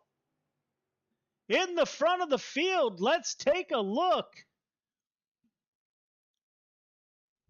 Caden Barry running P2, goes down for the slider, just slides too much, gets into the outside wall, collects the 66.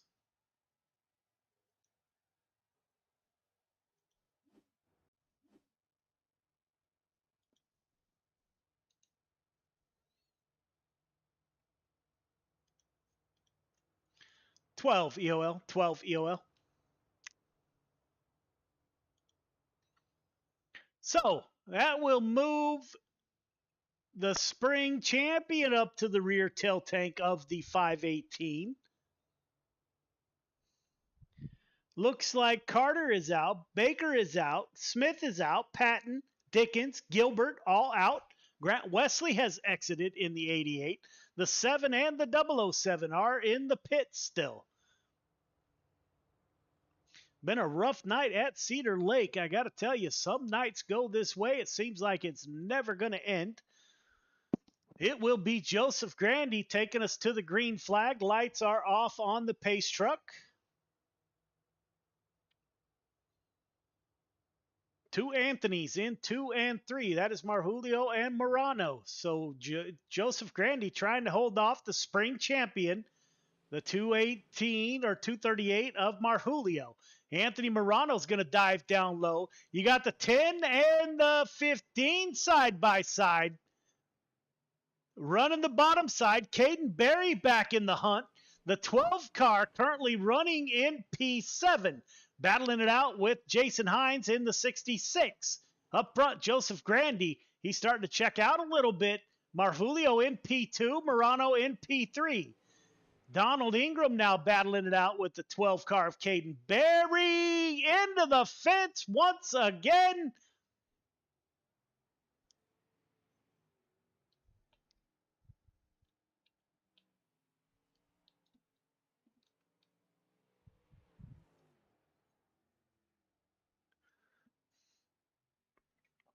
That will be 2 cautions for the 12 car.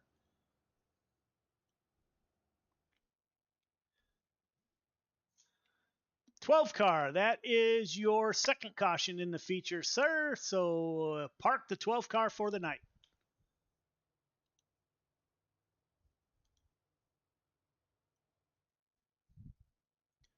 Joseph Grandy at the front of the field in the 518.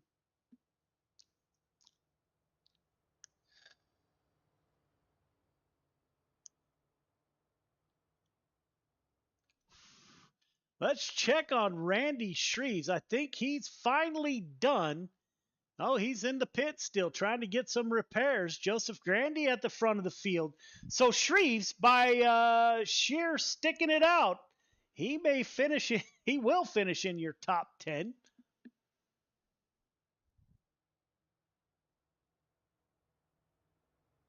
Lights are off on the pace truck. Lap 23 of 30.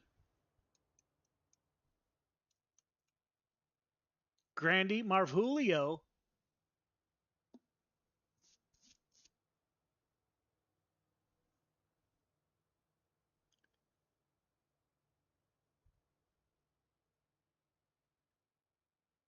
And Anthony Morano having a great run in the 32. Green flag is back out.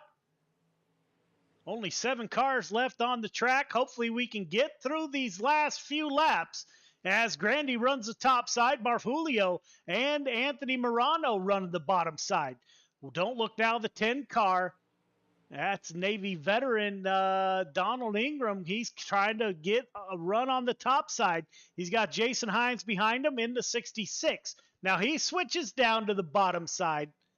We're going to go 2 wide here. Joseph Grandy at the front of the field starting to check out on the Marjulio and Morano. Jason Hines, he wants that podium finish. He's getting a run off the top side. Can he catch Anthony Morano? We only have a handful of laps left.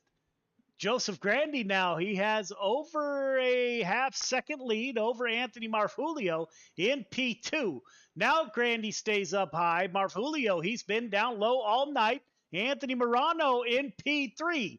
Jason Hines still on that high side, makes contact with the outside wall, gets a great run off of 4. It is the 66 at the line.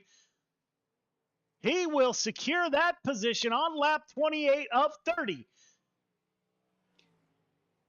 56 car leaders coming. 56 car leaders above you, sir.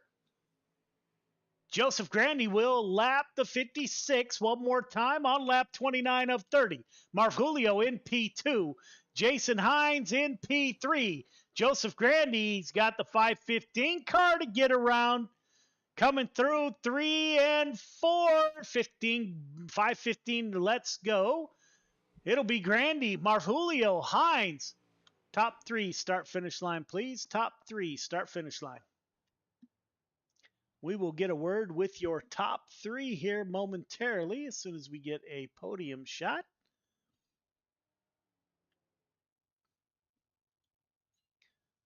So Grandy, he's probably going to take over the points lead this week. So this would be his first championship. All right, fellas, don't forget to go up for your interviews. We will get a word with those gentlemen here momentarily.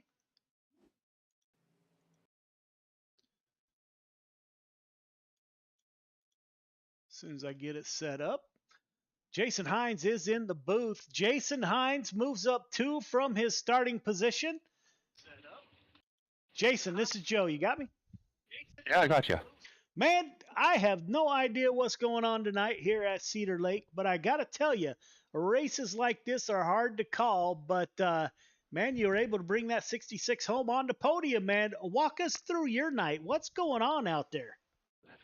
It's just really tough track. Cedar Lake is really rough and tough, and you got to be up on the wheel the whole way around it every lap. So I think it was a tough little big car count, and not a lot of people familiar with the cars. So yeah, man, you brought it home. You're 4th in the points, so you're looking at a good points night as Shreves finished 8th. That's the points leader. Cox, who's in front of you, he finished 7th. So you're, let's see, 61, 48 points or so behind Cox for that third points in the overall point standing. So great run by the 66, man. I commented that the 66 has improved dramatically over the past few months. What do you attribute that to? I don't know. I think it's just lots of lap time, lap practice, and another thing is learning how to be patient. I'm a really aggressive driver, and learning to dial that back has been a little bit of a challenge. But I'm learning, and I'm getting faster each week. So. Yeah, man, I tell you, patience pays off because your finishes are starting to prove that that is the way to go. So great run by the 66, my friend. Who do you want to thank for your podium finish? Got to thank Coulter at Red Lion Race Designs there, the guys at Miller Time, the MMR crew, and you for putting this on, and happy Thanksgiving. Yeah, man, and we'll see you next week. Sounds good. All right, man. Bye. Anthony Marvulio, the Mass Mafia driver, he moves up 8 positions from his start. Anthony, this is Joe. You got me? Yeah, I got you, Joe. Man, we were just talking to the 66. What a crazy night tonight was. Man, these races are hard to call, man. But the 238, you were able to move up 8, man. How'd you get up through the field? Yeah, honestly, just sticking to the bottom, staying out of trouble, letting everybody get bottled up at the top or getting into the wall. I just played it safe on the bottom. I maybe ran the top a handful of laps out of this 30-lap race. Yeah, great run by the 238, man. Let's see, where'd you come in the points? Let's take a quick look. You were 7th in the points. It looks like you are going to make a big jump. Donald Ingram, Jeff Kemper didn't show up. Chris Cox is in that group. Randy Shreves will drop down. So the 238's looking at a great points night here at Cedar Lake. Who do you want to thank for your podium finish, man? You, Joe, for putting this all on everybody that's in this league. I mean, for the amount of cautions that we have and the amount of talent that we have, it really doesn't show what we're capable of. I feel like tonight was just a bad showing, but I mean, all the guys up in the front, I mean, they're very clean. You know, it was good to see Caden back in here, and he was fast. Just the young gun pulled the trigger a little too soon, and you know, overdrove it probably just a little bit, but you know, for his first night back, he did a great job, I think. So, you know, just everyone that puts into this league, it's getting better and better every week. Yeah, man, it's great to see the 12 cars. How's the baby and the wife and the house? Baby and the wife are good. That's why I wasn't able to. I missed the 358s, and then I was like, oh shit, it's Friday. I'm losing track of days here, and baby's good. You know, the wife took care of him while I was able to do this, and we're actually prepping for Thanksgiving tomorrow. We're gonna have some people over and do a small thing. So I was in the middle of cooking for the 358s, and I had to miss practice and qualifying for all the other 2 races. But able to battle back in the limiteds. I got up from like 18th to 4th, and here I went 10th to 2nd. So all in all, good night. Yeah, man, I can sit here and smile as all my kids have moved out, and so I can only smile, man. The chaos of days gone by. I'm glad to hear all is well, my brother. I wish you a great Thanksgiving dinner tomorrow, then, and hope to see you next week, my friend. Sounds good, Joe. Thank you. All right, man. Have a great night. You too. Joseph Grandy in the 518. He's able to close the deal. He brings home his 4th win, which ties Randy Shreves for wins in the 305 sprint cars. And I'm pretty certain the 518 will take over the points lead. Joseph, this is Joe. You got me? Yep. How you doing, Joe? Man, that was a rough night, man. We were talking to the previous 2 drivers. I'm tired. What was that? I'm tired, man. Great run by the 518. You kept it up front. You didn't really have any challengers. What do you like about Cedar Lake? Nothing really. That seems to be a common theme. It just happened. I started out front and didn't have to deal with any of the drama that was going on behind me. Where are you from? Upstate New York.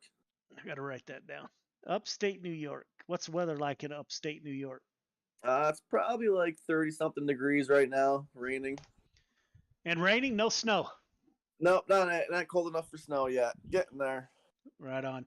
Man, great run by the 518. Congratulations on your victory. Again, we'll have to see the points tomorrow morning, but I'm pretty certain that 518 is looking at possibly its first championship. You and Randy Shreves next week. It'll be for the championship. Hopefully it's a good race. Man, I hope. I haven't even looked at the schedule to see where we're at, but yeah, I can't wait, man. It looks like you 2 cats are going to battle it out. The obviously the 2 best drivers throughout the season in sprint cars with 4 wins apiece now. So man, I'm looking really forward to that. Great job tonight, my friend. Who do you want to thank for your drive to victory lane? I'd like to thank you, Joe, that got your 6 network. Years Unlimited, and everyone else who makes this thing possible. All right, man. I'm glad you don't have to shovel snow. Great run tonight. Hope to see you next week. I got a snowblower. Have a good weekend. Later. There you have it, ladies and gentlemen. There is week 11 at Cedar Lake. Again, it was a long one and kind of difficult at times to get through, but we made it. Thank you all for tuning in, and we will see you next week at season 12. This will be the season finale. So we will have a champion crowned. So we will see you next week.